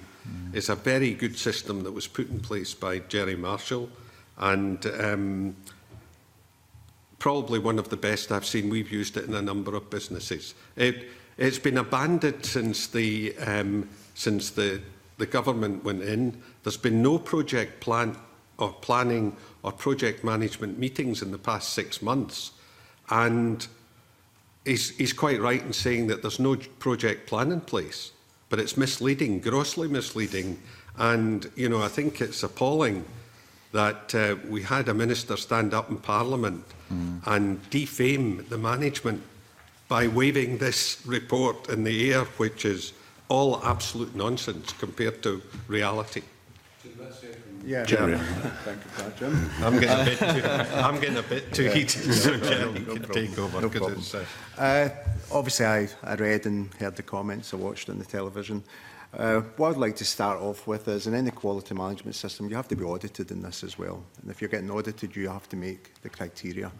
We have various ISO accreditations over the past 2-3 years. Very, to go and get an ISO accreditation, you have to have all these systems in place. But something, when you get the pack, I'd like you to draw your attention to, is we've actually been audited by CMAL themselves. And they have to come in certain areas that they have to audit is the quality management system. On both years that this was done, they didn't do it in 2018 because of where we were, but we got 100% score in that. There's different elements, there's 10 different elements, and we got in 2016 97.5% audit score, and again similar in 2017. They audited our processes continually. And on top of that, we've had different people come in, we've had other naval yards come in to audit us, and they've given us excellent, so we actually get excellent scores in their audit process. To say that we don't have a quality management system is ludicrous. all of the elements that Tim here quoted on, document management, change management, they're all in the assessment that CMAL have done. You will see when you see it there, between 90 and 100 of a score is excellent. And we got 96 point something and 97, and comments from the naval architect in CMAL that this was the high score they had given to supplier. Every single area that he has damned and talked about mismanagement, it's outrageous what's been said. We've got the evidence all in here that's been supplied to you. And I heard Mr Stevenson earlier on talking about project management, project control. I'm sure you're very aware of, we created a war room in March 2017. They already had planning, but I created a war room with daily meetings in there. In those meetings would be the ship managers, would be the supervisors, would be people from Chris's team and engineering, supply chain, finance. We had that once or twice, at least once a day, quite often twice a day we had that. We had the Gantt charts, what breakdown structures, we introduced short interval control. And the reason why we had to put in short interval control was the continual change that we were encountering. Changes that were a knock-on effect from the original specification. Changes that in July 2017, when I presented them at that time to CMAL, I knew at that time and said at that time, the repercussions for this are going to go on until these ships are fully complete. And that's proven to be correct. So we had a very robust management system when there was their quality management system. I don't know what's happened now.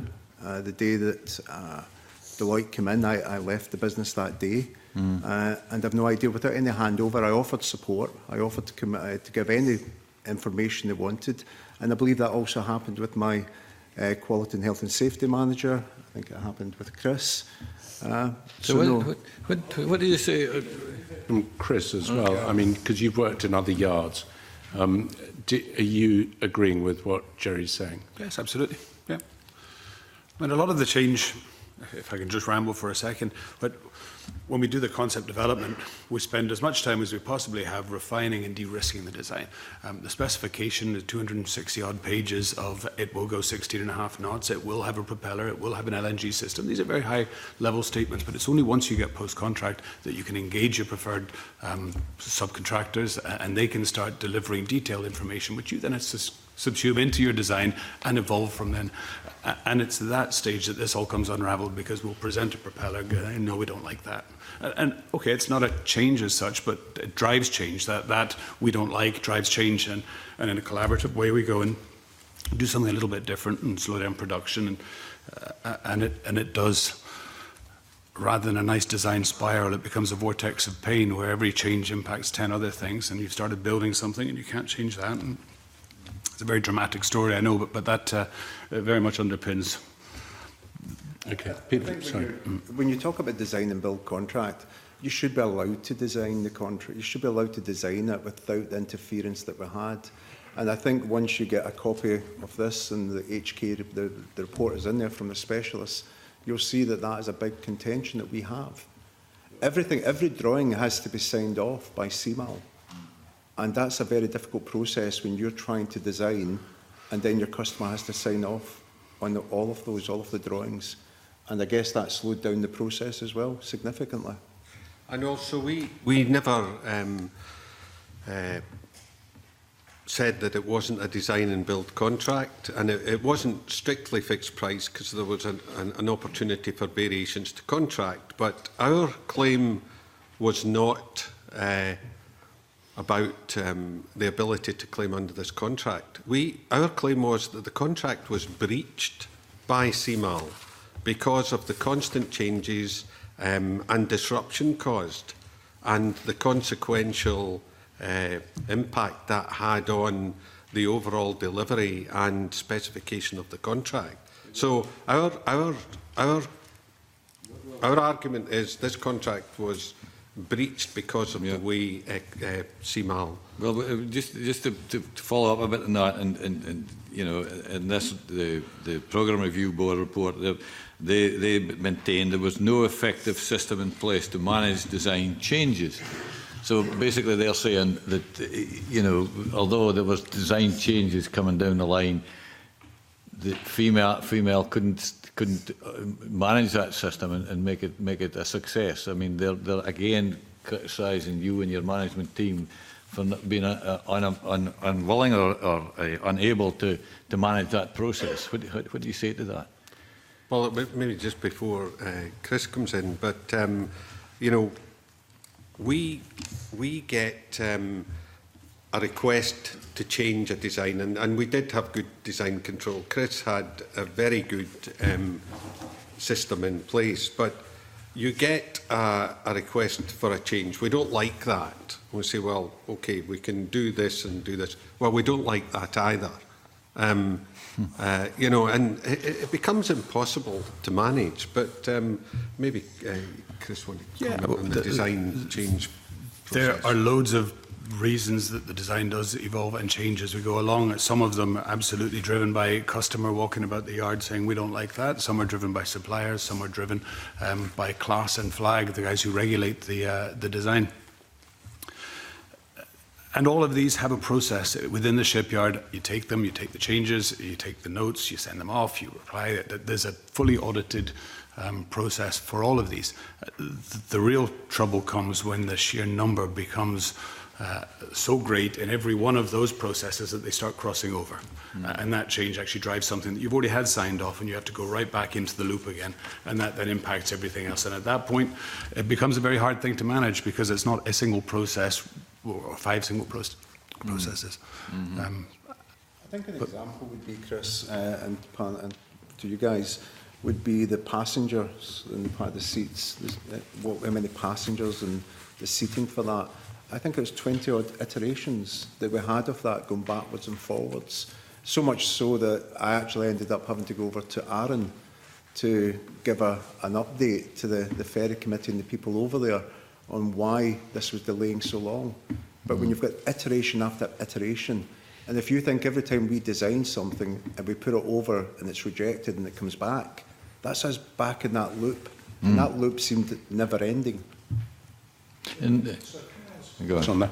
I've looked at the BIMCO contract and it's quite brief in some respects. And I think it's clause E, it just says carrying capacity not less than 1,000 passengers. And then when you look at the bottom of the BIMCO contract, I don't know if this is standard, it basically says that the specification shall be the specification in the contract. And if there's a difference between the contract and the drawings and the requirement, the contract is what stands. So just explain to me, because I'm being very simple, the specifications for 1,000 seats, it doesn't actually lay down whether those seats will be facing right, left, or whatever. So why is there the difficulty? The next stage of the 1,000 seats is we have to, it says in the specification, we had to employ a recognised interior architect who would then put forward all of your fabric, your layouts, your escape routes and everything else, and that will then get approved by the customer, and that become a very hard thing to do. We got in place this architect. And we could get 1,000 seats in, but it didn't feel like the cruise ferry that it was supposed to be. So eventually, I think there was compromised on 930. So, but I mean, there's only certain permutations. You would be surprised. There are a lot of ways to put 1,000 seats in a ship. And each one of those were looked at and changed and whatever. Well, it was changed. It was changed down to 938 or something, and it required us to move, I think it was 11 pillars, which were structural supports, remove them. They were already in place, remove them, recalculate the loads and put them back in elsewhere so that we could move the seats. Okay, sorry. Can I just say on the design though, it was mentioned earlier and a question was asked about this 95% still to complete. The design is probably 60 to 70% signed off, not 95% still to complete. That's nonsense. So, you know, there are statements just being thrown out that are not substantiated. You will find our counter to that in our submission and backed up by evidence that substantiates what we're saying. 70% signed off by Class and Lloyd. All of the primary structure that has been built has all been signed off and there are approved drawings behind it. Several of the mini pipe systems have been approved and signed off. Others are in the process, but probably the third or fourth lap, so they're likely to be signed off. We're just finalising. We were just finalising the last few bits and pieces, so at a good level. But yes, across the piece, from structure to systems to. And just one other thing to add about this design. I mean, we've had 3 changes to what CMAL wanted in the engine room, and that's required piping changes. They wanted additional pumps in, wanted them out, wanted a different configuration back in. It delayed the contract, the fitting out of it, by a year, and you're reading about pipes having to be scrapped. They're having to be scrapped because of changes that have been made through the course of this process. And I don't know if you want to mention in the axi-locks, because that was brought up as well. Let's see if a member wants to ask that question, because there are members queuing up. Stuart, you'd like to ask some question followed by John. Yes, I suspect these are not for Mr McCall, but for the detailed merchants sitting either side of him. And they are just detailed things about process, not about the task. The issue of accreditation has come up. Just for the record, I presume it's 9001 you're referring to? Yeah. Yes, well, that would be the standard accreditation. That's what I expected, although I think that's very paper-bound myself, but there we are, that's just me. The next one is, we've talked about project planning system or project management system. I think that's interchangeable terms. Is there a brand name for that? I mean, the civil service generally use Prince 2, which I don't personally like very much. Yeah. No, we don't have Prince 2 in the yard. Thank you for that. No, I know, and I think that, well, I have used it, and I think it's very overcomplicated. Yep. Quite frankly, we used Excel. We used Excel spreadsheets to do it, and we used short interval control. We also we also use Primavera, which is a brand name that we'd use. So really, you were using, if you were using Excel spreadsheets, were these ones you were buying in that were fit for purpose, or were you building them ad hoc? Because I venture to say that's a slightly unusual approach to doing these tasks. We had proper work breakdown structures. We had all of the plans on there. Everything was there. We created the war room type environment, as we would call it. And it was very detailed, and it was reviewed every single day. Did you have what I would term a project office manager whose task was essentially administrative, to make sure that we were, in relation to change, I would expect it to be receiving, recording, reviewing, and then a process of disposing, either to kill it, say we're not doing it, or allocate it for work to someone? Did you have someone at just a process level? Yes. Not necessarily understanding shipbuilding. You did have some throughout the entire process. Yeah, they dealt with the sheets themselves, dealt with the work breakdown structures, dealt with the challenges that come up with that.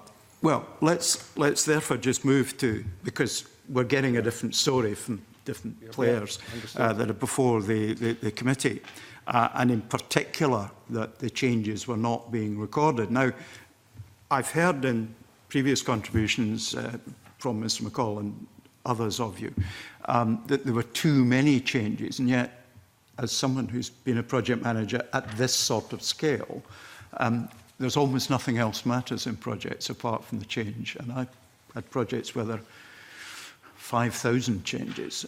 Different environment, different expectations as to change. So I don't want to make the comparison. It's not particularly valid. Is that a fair comment, that change is always the most difficult and challenging part of big projects? I think the significant changes are the most difficult and challenging of any project. And when you've got multiple changes and the knock-on effect that they have, and sometimes when you have a change, you don't realise what the full knock-on effect is. Sometimes we've tried to do a bit of root cause analysis, but it always came back to the one thing that I think we've went round the table quite a bit on, and that was at the concept stage. That if we got things correct at that stage, if the time and effort had been spent at the concept stage, making sure, for instance, the propellers that went on for almost a year, I think it was, into the design of that contract, that dictated what we could do, and it dictated the build strategy. And then the changes that came out of that, one of the big impacts to us was the bunkering location on the ship. That was moved aft. On principle, looking at a drawing, okay, we can move it, yes we can. But then you have to think about the pipes, the declivity of the pipes, how they've got to go through there, the bulkheads have got to go through to do that, the knock-on effect that was then going to have. So, I think this probably is taking me to where I need to get to on this. That in a sense, for you as the supplier, in many contracts, lots of change is good news because you would expect change to be priced, and that therefore you would be rewarded for making changes. Was that not working in this particular instance? Because, you know, as a project manager, I wouldn't accept a change unless the customer agrees the financial consequences of that change. I think there's a few aspects to this. One of the ones, when we signed the contract, is to work in a collaborative way. And I think we started out in that way. And I think it was, look, we're going to go through this journey together. It's going to have its ups and downs, but we're going to work together on that. We recorded some of the initial changes that went through that. We then, when it became apparent, and for me that was in July 2017, when we gave the first update to CMAL about what we'd found and the difference in the general arrangements and the change that had happened.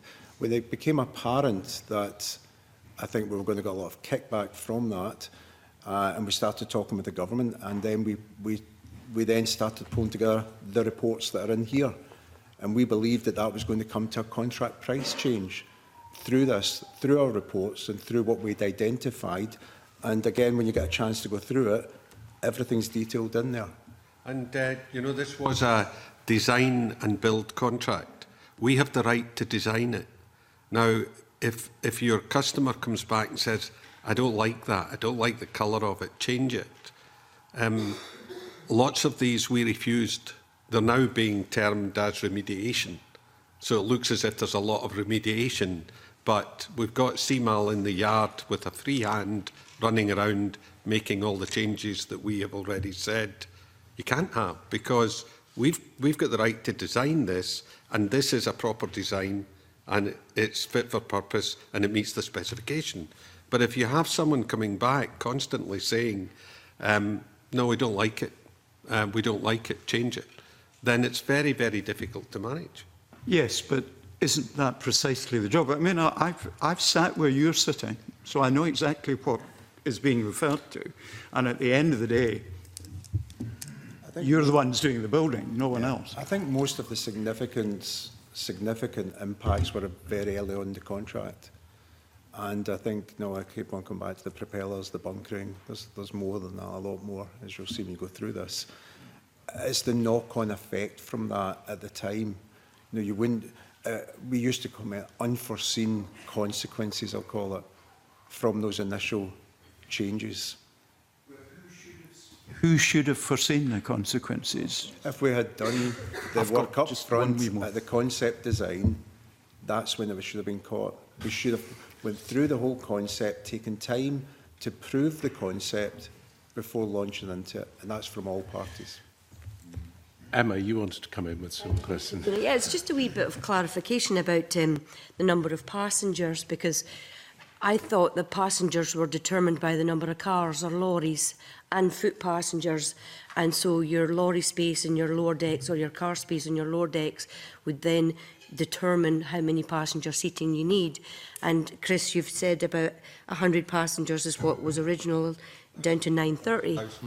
1,000, sorry, I mean 1,000 down to 930. But I'm just thinking that the upper deck planning and design and building would happen later in a design or a build, so that you worry about the lower decks, like the floor and the walls, before you put the roof on.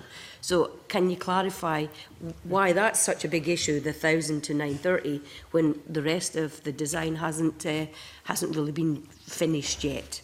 Well, like all things in ship design, every single element of design affects every other single element of design. Why it was 1,000 passengers and 127 cars, I don't know. That came as a requirement specification. Someone has done that work outside of us. Our job was to provide a ship that held 1,000 passengers. But it does affect design because it affects size of stairs, how many people go up and down, evacuation analysis, where muster station is, where lifeboats are, all these other things that you just can't move later on in the process.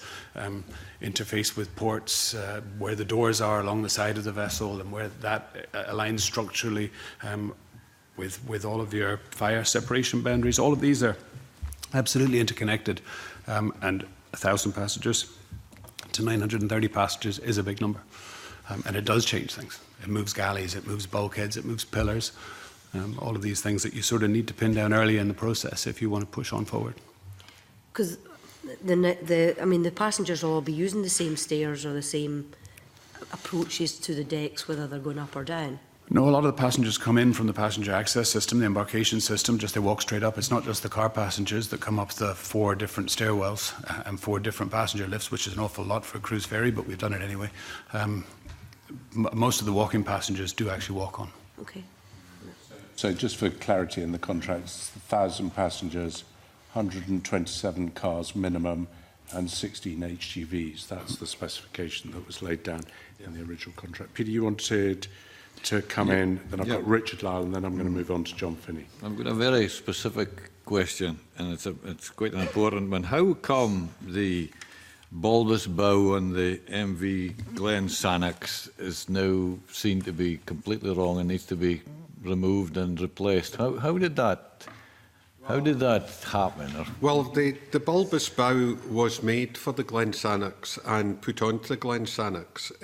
It's a perfectly good bulbous bow, but aesthetically it doesn't look good. So what we did in the yard is we got a second bulbous bow done that aesthetically looked much better, because we didn't want people looking at it and saying it kind of ugly.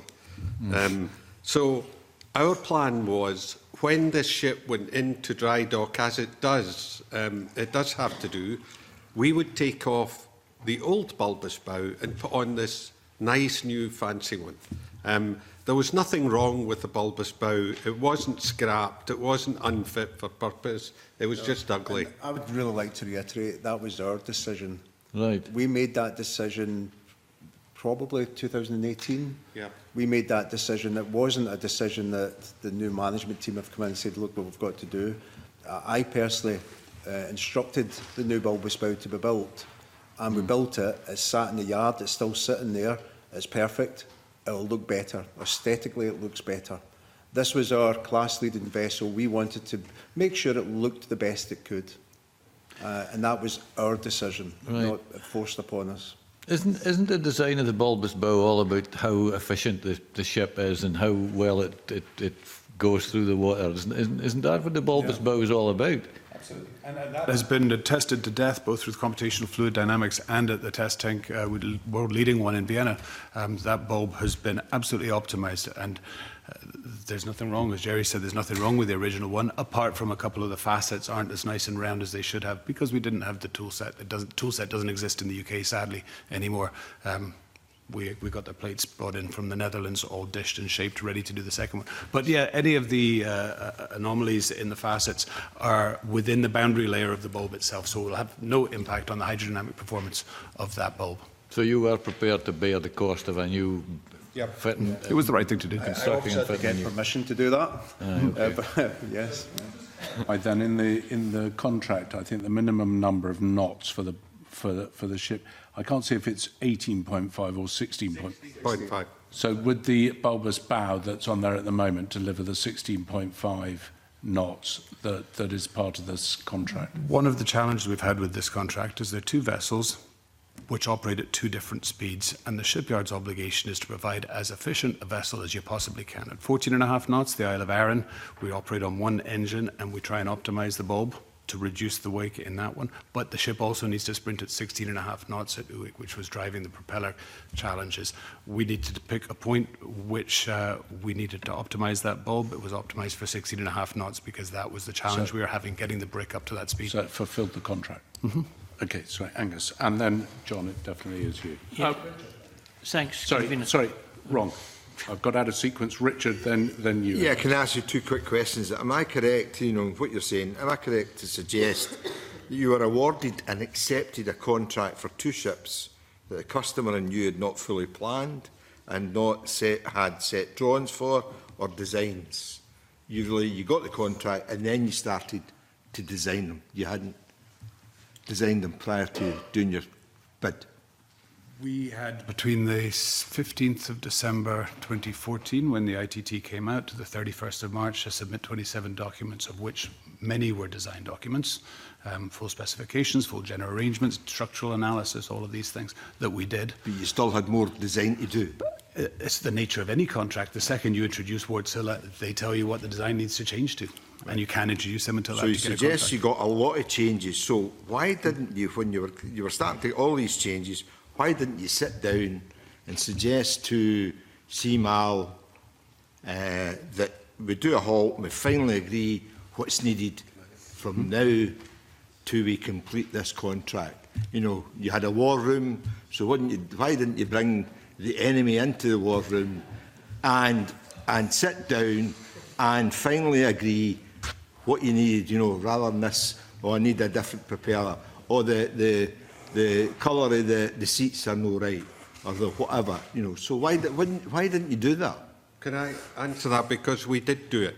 And we got constant refusal from CMAL. You've heard it from Commodore Luke Van Beek.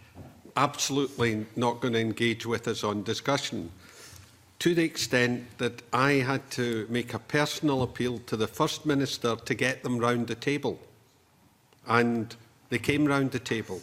And they said consistently through that meeting, and it was this will maybe explain some of Commodore Luke Van Beek's involvement.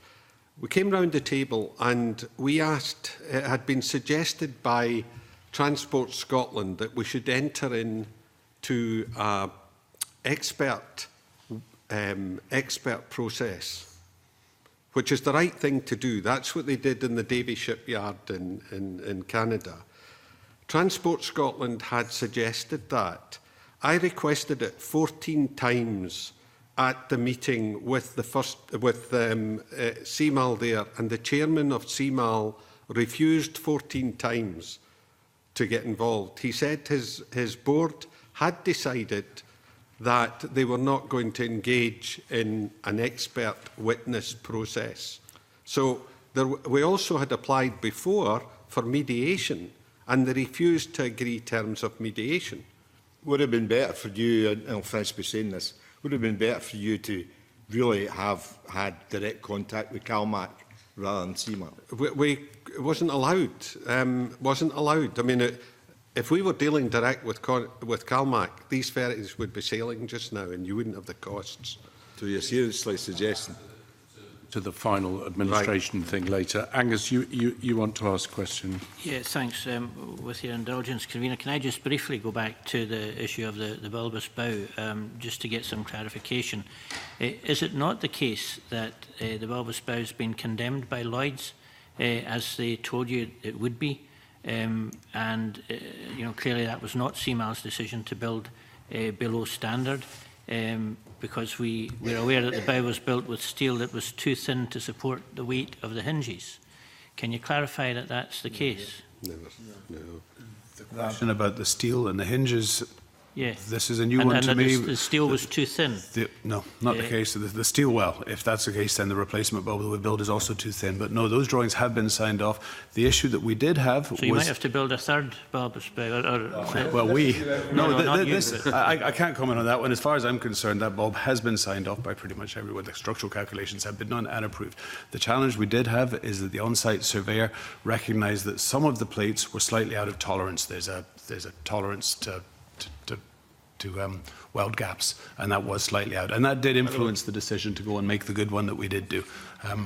But we could have repaired that, and we could have done that, but we decided not to. So they were too heavy for the hinges and the door, so it wasn't signed off by Lloyds. Is that the case? For the hinges, I don't know where that comes from. This is news. The weight of the doors lands on the butcher block. The butcher block is tied up to the structure of the ship and not necessarily... It's not the bulbous bow. Okay, the information came from the first evidence session that we held. Okay, thanks. Thank you.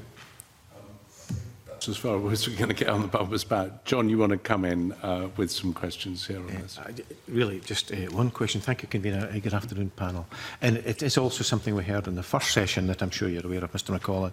That was the suggestion of a bullying culture in place at the yard. I wonder, can you comment on that and maybe outline how you would characterise industrial relations at the yard? Yep. I would say that industrial relations at the yard were fantastic. We had a great relationship with the workforce and with the two shop stewards. I know what you're referring to about the bullying that was mentioned. I think it was Alex that was along, the shop steward.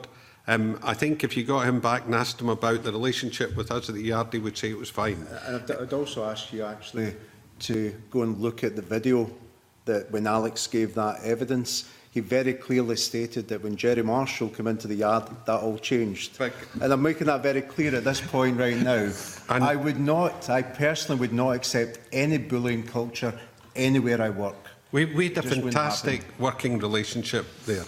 One of the best that we've had in any of our businesses.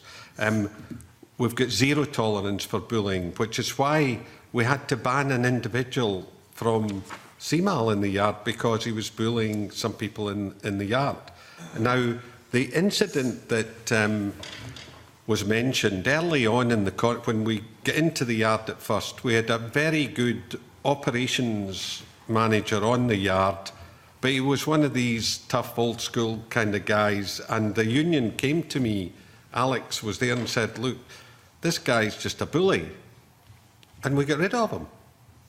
So that's, you know, but that was early on, and it was a one-off incident that we took care of. And now, again, I'd like to reiterate, we had a fantastic relationship. That yard with the union, with the employees, some of the highest quality work I've ever seen come out of anywhere, any place I've ever worked. A great relationship, no problems whatsoever. Yes, thank you, Convener. Just for the avoidance of doubt, I'm putting that to you, what we heard. Yeah. I was going to come on a supplementary and say there was specific mention made of how things changed over time, and indeed you're mentioning person, Mr Marshall, so there's no aspersions cast on that. And so your characterisation would be that the working relationships complemented how you were hoping to progress things rather than in any way. Yes, absolutely. I mean, we found that we had a very good high-quality workforce. They were, the relationship in the yard was good with them. Productivity was probably the best it could be, working in some things out of sequence. We got very good cooperation from them, and it was a happy place to work. Yeah. And the workforce will tell you that. And I think, to be fair, I think the workforce would be getting frustrated as well because of the constant change, having to go and redo something again. That's where their frustration come in. And again, I'd like to say on the record, they're some of the best workforce that I've ever worked anywhere. And the quality of the workmanship that those guys produced, guys and girls produced, was phenomenal. And it still is. And you know, we did see on Friday, we had a very good apprenticeship programme in place that was supported by the union and the workforce.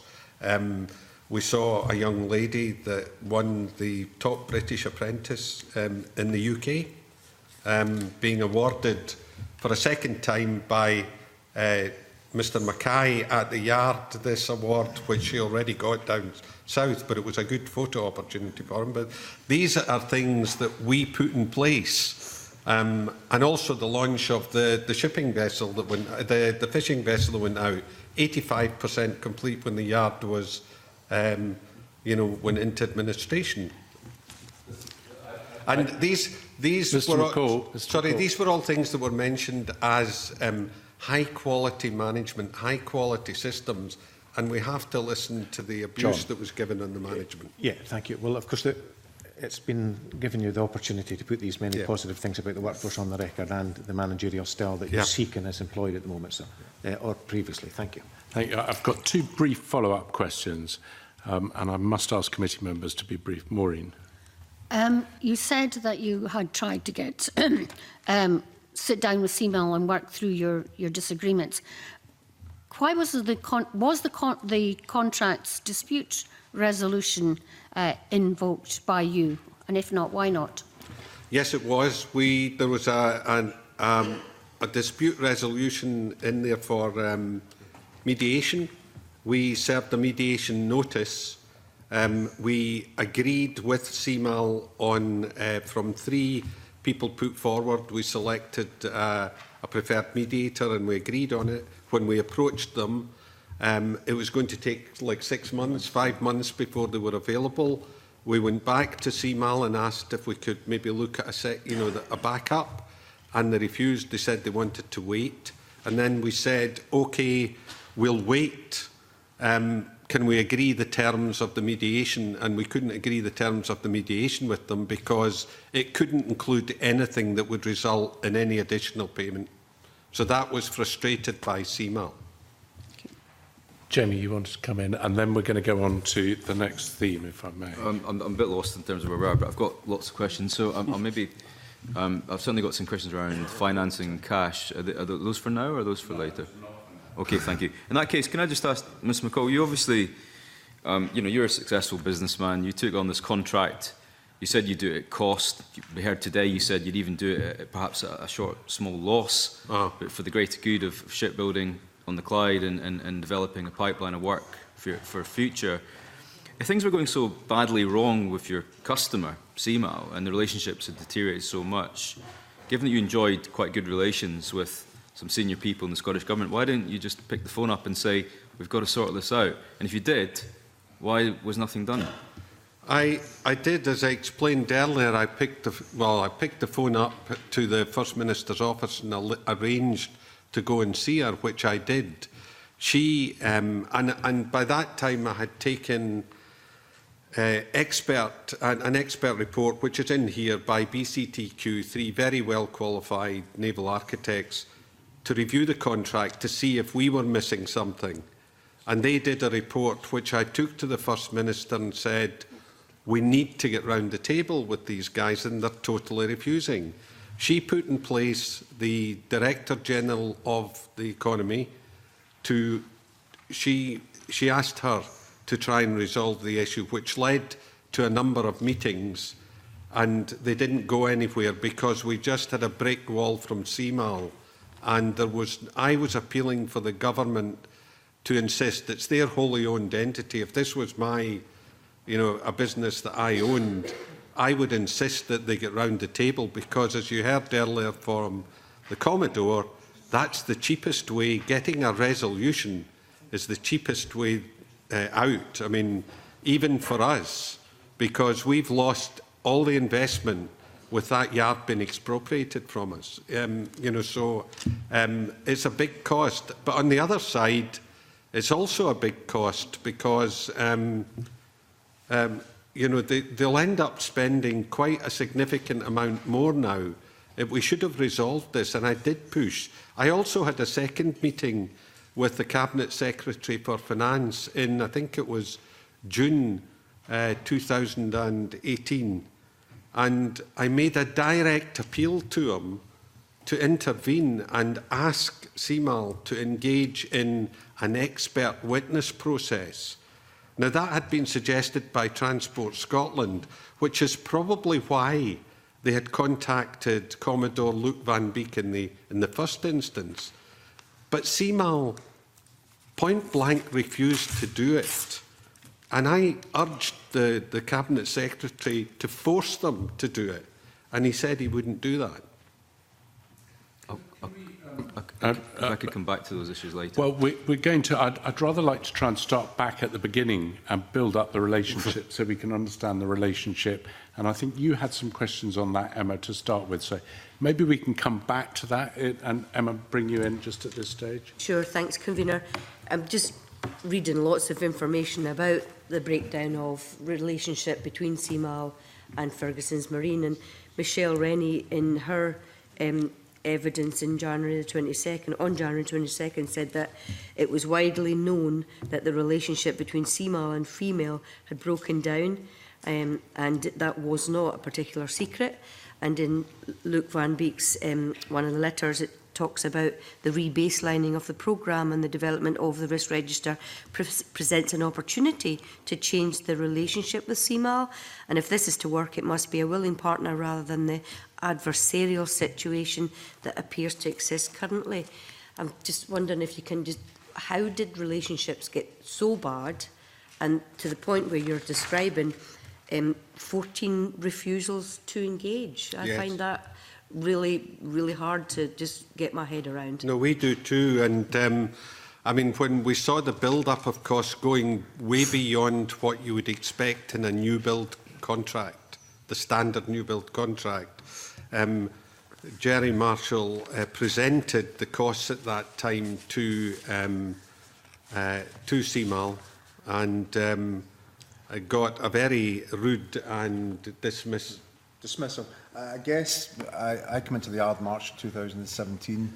By June 2017, I had done an assessment of where we are with regards to not just the build programme, but everything from cash to the project to everything within the business. But at that point, I'd identified that there had been cost overruns, and I had identified what I believe and still believe to be the causes of those cost overruns.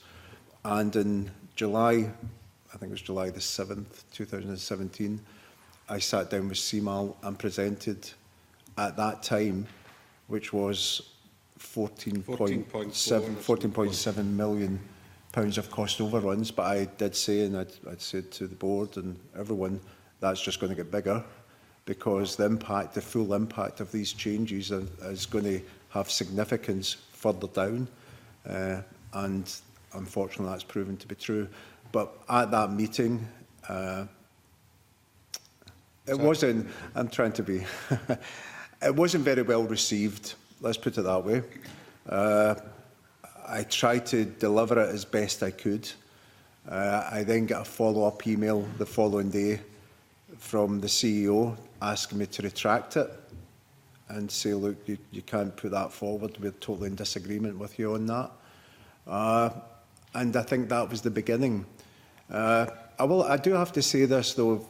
I've met with the CEO many times, and face-to-face, very civil.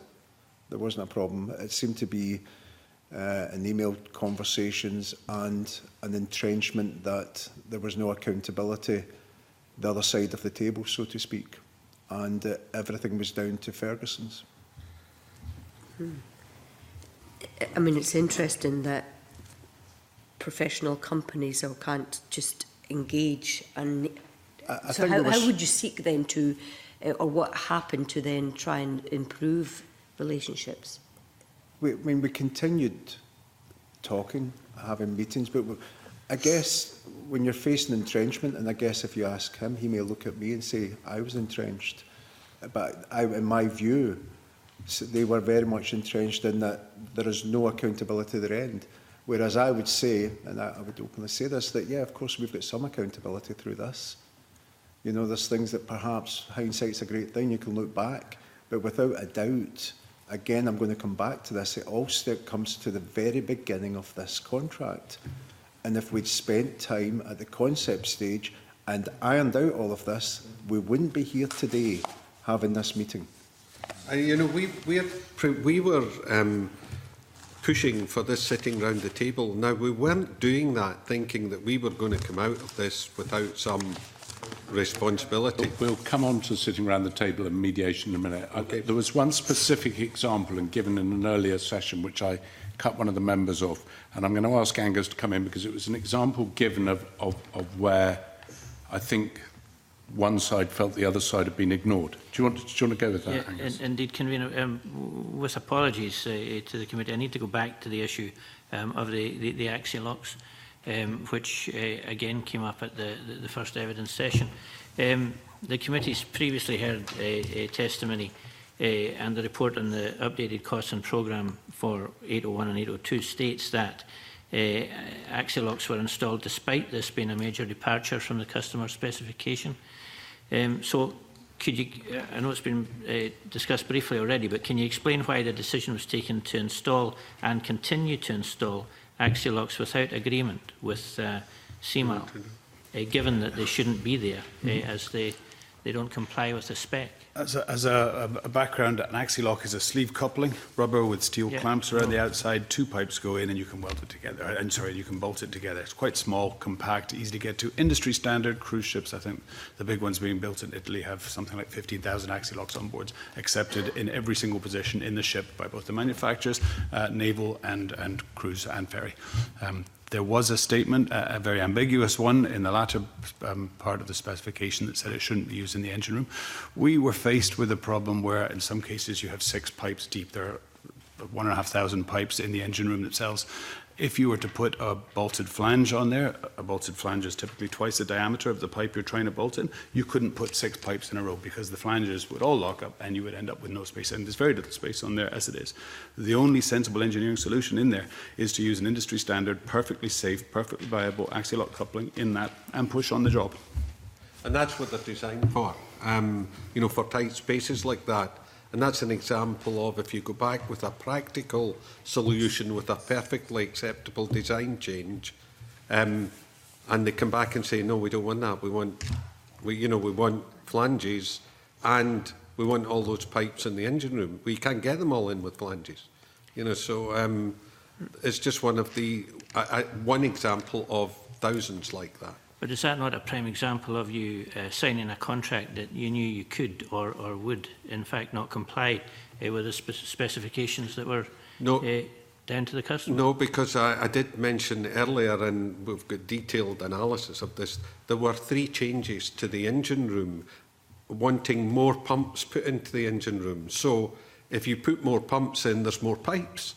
So you then, you have to be able to adapt through a contract like that, and come sit round the table and be able to discuss these things. And I think one of the problems we've had is we don't have people that... there's people sitting on the other side that don't really care about the cost, or that they're not responsible for the cost implications here. They thought they could just pass it all on to us and really weren't thinking as a commercial entity, because any commercial entity would sit down and try and resolve the issue, knowing that the alternative is going to result in a bigger cost. And just one other thing, and I don't know how it's been handled just now, but if CMAL are sticking to the fact that they're only paying 97 for them, the cost's been picked up by someone else, i.e.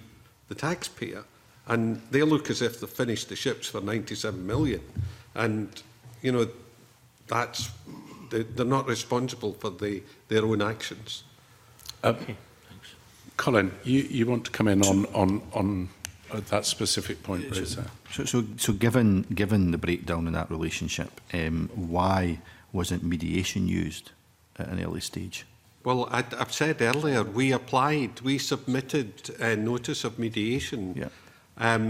We selected a mediator who couldn't give us the time immediately. It was going to take 5 months. I think it was about 5. We asked for a change of mediator. CMAL refused. When we accepted we would go with the original one and we would wait, we then started to engage in the terms of reference for the mediation, and CMAL would not agree to any terms of reference that would address the issues that we're trying to mediate on. So, you know, it's difficult to have mediation when the other side is refusing to sit down and agree terms. Now, that's when I would have expected Transport Scotland or the government to mediate on the mediation terms or do something, but they refused to do it. They refused to engage at any time. And I don't understand why. To this day, I don't understand why. Why are they not? So you raised the concerns over, in fact, you needed mediation to get to mediation, but you raised these concerns with Transport Scotland.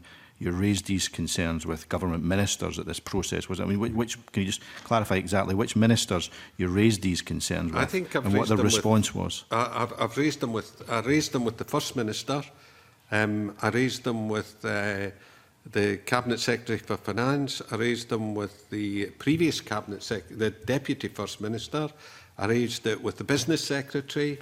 I've raised them with all three Transport Ministers. That have come in. And what action did they take as a result of you raising those concerns with them? Well, no direct action to make it happen. You know, arranging meetings to discuss it, but not actively being passive about it, and it needed more than passivity. So what should they have done? They should have instructed their wholly owned entity, we are insisting here on an independent expert coming in to look at it. That's clearly what Transport Scotland were setting up to do when they asked Luc Van Beek to come in at first. Then that project went away and it went on to him being engaged by the Director General of the Economy. So why clearly, it was Transport Scotland who were pushing this solution with us, and they were clearly lining up Commodore Luc Van Beek to be that independent expert. And that was a gateway review that was talked about earlier. That's what Commodore Luc Van Beek called it, the gateway review. And why did that not happen? Because Transport Scotland changed their mind? Because CMAL refused. Okay. They refused to engage in it. Jamie, I think you've got some questions on finance. Yeah, so it ties in nicely with what you've just said. So this was a design and build contract for £97 million. At some point, you identified that this was going over budget. You approached CMAL and said, this is going over budget. I think at one point to the tune of about 44 million. Well, at first it was 14.4 over at the time, 40.7 at the first time we raised it. And then I think it was up at 44 or 45. So anyway, you've got a claim against CMAL of around 45 over and above the 97 million. At that point, you then had a conversation with a different bit of government, so not Transport Scotland, not CMAL. You then spoke to other cabinet members or the First Minister, who then offered you £45 million in loan funding to assist with the completion of the project. We've heard evidence to that effect. Yep. Was that, in your mind, an acceptance, therefore, by the government that the cost had overrun? And do you think that it's any surprise that CMAL were perhaps annoyed that a different arm of government had given you the money that they'd refused to? No, I'm sure they were mad at it, and they knew that the cost had overrun because PricewaterhouseCoopers had been involved looking at the costs, and it was clear the costs were overrunning. Commodore Luc Van Beek mentioned about the resource constraint that we had when he looked at it at first in May of 2018, and we did indeed have a resource constraint, and that's what was holding up the progress on 801 and 802.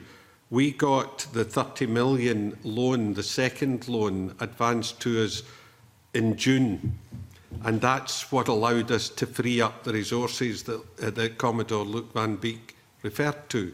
And the only way we could free up the resources was if we had additional cash. And that cash was advanced to us by means of this loan, this 30 million loan. The first loan, just to clarify, the 15 was drawn earlier. And my first approach to the government to release that was we had money tied up in escrow as a guarantee, our cash, and I was asking for 15 million of our cash to be released in exchange for some other kind of guarantee. The government said that they couldn't do that because it may breach European procurement rules or state aid. So what they would do is lend us 15 million and charge us 15% for lending us our own money. The second one was 30 million loan to us, and that's what allowed us to free up the resources that Commodore Luke Van Beek referred to. He had observed that the resources were freed up then. That's what freed it up. If the taxpayers had given the Yard £142 million of public money, why do we not have £140 million of SHIP? You do. Okay. So why is it going to cost 230 to finish them? Because there's still a lot more to do, and there are complications that have come up because of the complexity of the design and the continual changes that so are coming in. So 100 million was never feasible? No.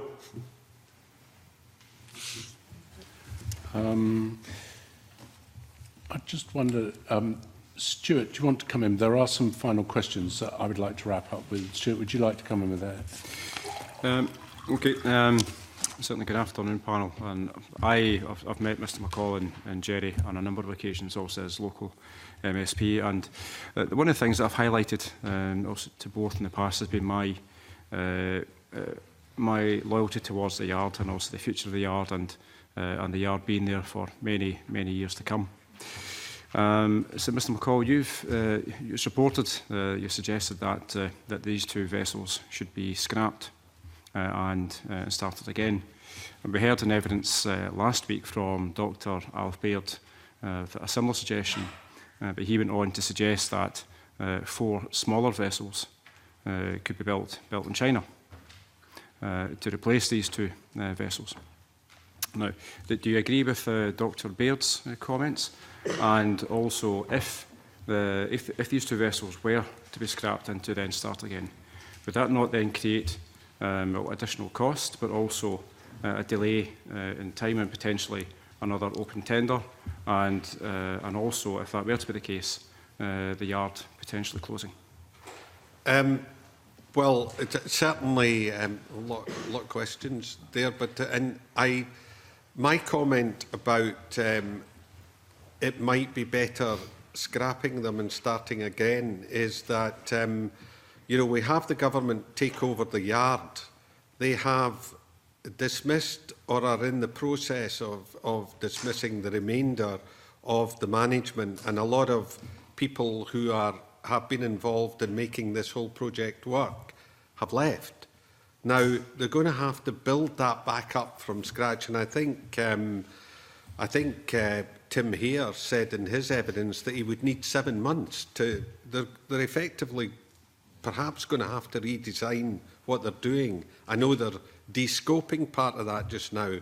That could get out of hand, and it may be. The delivery, I think, has been said at October 21. That's very ambitious. You could build. I would agree that you could build new ships in that time. You could build smaller ones quickly. You don't need to build them in China. No, you could build them there. Build them in Ferguson. You could build them in Ferguson's under proper management, but not under the current situation there. You won't build them in that time. So you might have to go to China. But you could build smaller ones. Probably the 35-metre Katrina that we did 40 odd. That was 12 million. I mean, you could have a bundle of them, or a 50-metre one would cost what? 30, 35, 20 and 25. 20, 25. Pure so diesel. and this is getting back to the strategy that was mentioned earlier. You need to have more smaller ones and not these big ones. We've heard also from CalMac that they don't get what they want from CMAL. They get told what they're going to get. And the other thing is the island communities, they don't get a say on, what they need. They don't need what they're getting. And the reason I said what I said is those vessels will not, I think, will never work on LNG. They're not suitable for the short runs, and they're more damaging to the environment than just CO2 emissions. And there's reports out that you can read about that. If you look at the Norwegian ferry yards, we heard from a top designer that works with them last week that they're selling their LNG ferries. And you have to put in the bunkering system, which will be expensive, the infrastructure for those two vessels. You're not going to use them. The best thing, I think, to do would be to finish the Glen Sannox. It could be finished fairly quickly and sell it. Sell it to someone that wants to buy a dual-fuel LNG ferry. But you've got the problem that you've got a shortage of vessels to service the islands and the island communities. I want Stuart to have a follow-up question. Right, There's a couple more, so if I could bring him back in. Sure, thank you. But so, going back to the original point that I raised, if these two vessels were to be scrapped and the smaller vessels were to be put out into the open tender, then that certainly would delay any process, and in the intervening period, although the yard is currently working on the final of the Inverlussa vessels, and also the barge, which but that won't continue. That wouldn't continue the work stream for the yard. So there's a potential then that the workforce would decrease and potentially close, and then the economic effect upon Inverclyde would be devastating, with the potential of 300 jobs to then be lost. You could occupy 300 people there, remove 802 from the slipway and start building the new ones quickly. So you could, they're going to be paying the That's if they win the workforces now tender. anyway. Pardon? That would be if they were to win a tender. But they don't need to now, do they? It's government owned. You don't need to go out to tender. There's still processes in Europe, still currently European processes that would have. No, they can place the order direct with the shipyard and do it and build them. They can't bid for third-party work, but they can do work that's for their own company, i.e. Calmac. Well, I'm sure we can get clarification. Okay. Very brief question from Rich Lyle, and then I've got a few to follow up. Just quick. So basically what you're saying is don't build cruise ferries, let's build smaller ferries that suit Scotland. Yes? And that's what you were told last week from the experts. Yeah. Thank you. I have a question which takes me back to where almost I started from. When reading the documents, and I have read all the documents, my question is, do you think that the documents released by the Scottish Government, including all the redacted ones pertaining to Ferguson Marine, represent a full and comprehensive record of events, or whether there are key documents missing? Well, I believe there are key documents missing. I think they were all put out there like, this is a distraction from homing in on the key documents. For example, I believe that some of the communication between Commodore Luke Van Beek and the government has been held back, and it's been held back under I know it's been requested in Freedom of Information, and the reason given is that it could be commercially sensitive or breach GDPR. All of those documents were released en masse as a diversionary tactic, in my view. Okay, so I have a follow-up to that. Is from reading the documents, to me, it appears that the breakdown of relationship between you and Ferguson Marine and CMAL started in October 2015 and has just got progressively worse. And that's alluded to in the documents from the government and also some of the reports from independent people. Would you say that's a fair assessment? Is that a fair assessment? Well, the breakdowns stop. Well, the only thing I can think of back to that date is after we were told that they weren't going to, having agreed verbally that they were going to cover this cost of foreign exchange, and then saying, well, it's already been announced, we're not going to give you that now. That was something that we were a bit annoyed about. So if you term that as the beginning of the breakdown, maybe you could say it was. Going back to the original tender documents that suggest that CMAL weren't happy that you'd been awarded the contract and weren't signed up to it. That's a statement they made in October 2000. CMAL weren't happy that we had been awarded, but did they not award the contract to us? I think it and was, signed it. Well, you told us that somebody else awarded the contract to you. No. CMAL awarded the contract and they signed it. Maybe under duress, but I mean, in the documents, it says that they were unhappy with it. Well, maybe they were, and I don't know what pressure they were put under by the government to do it. And perhaps that's one of the issues that is causing concern just now with the government. And my final question is if you had gone into mediation and talked and come up with a solution, do you think the future contracts that you saw in the future for Ferguson Marine, other ships, other boats, other barges, would very much still be there? Or do you think that it had gone beyond that and you'd lost that? Or, was there business in the future? No, I think that would be business in the future, yeah. So you would see a rosy future if you'd managed to sort out... Yes, absolutely. And is that why you recommend that you would recommend administration rather than... No, we recommended we were forced into administration by the government's actions. Okay. We didn't. This company got too tight on its cash flow because of all the additional costs that were being lumped into these ferries. We couldn't fund it. We're not going to fund 100 million, subsidise the government ferries. When, in our view, it was a consequence of a government-owned entity that was the cause of them. Okay. As convener, I thought I was going to get the last one, but everyone wants to come in, so I'll very briefly, Thank you. Just raised because of the contract from CMAL, of being awarded by CMAL. In the letter, it's quite clear, in the letter dated the 20th of August 2015 from the Transport Scotland Ferries Unit to the Cabinet Secretary for Infrastructure. It was written to him because the Minister for Transport was on leave. It actually says in the final recommendation that we recommend that you approve, that's the Cabinet Secretary for Infrastructure, we recommend that you approve the award of the 2 shipbuilding contracts by CMAL to Ferguson Marine. So just for the avoidance of doubt, that is the situation, is it not? Sorry, who recommended it? This is a letter from Transport Scotland Ferries Unit. The name is redacted, so I do not know.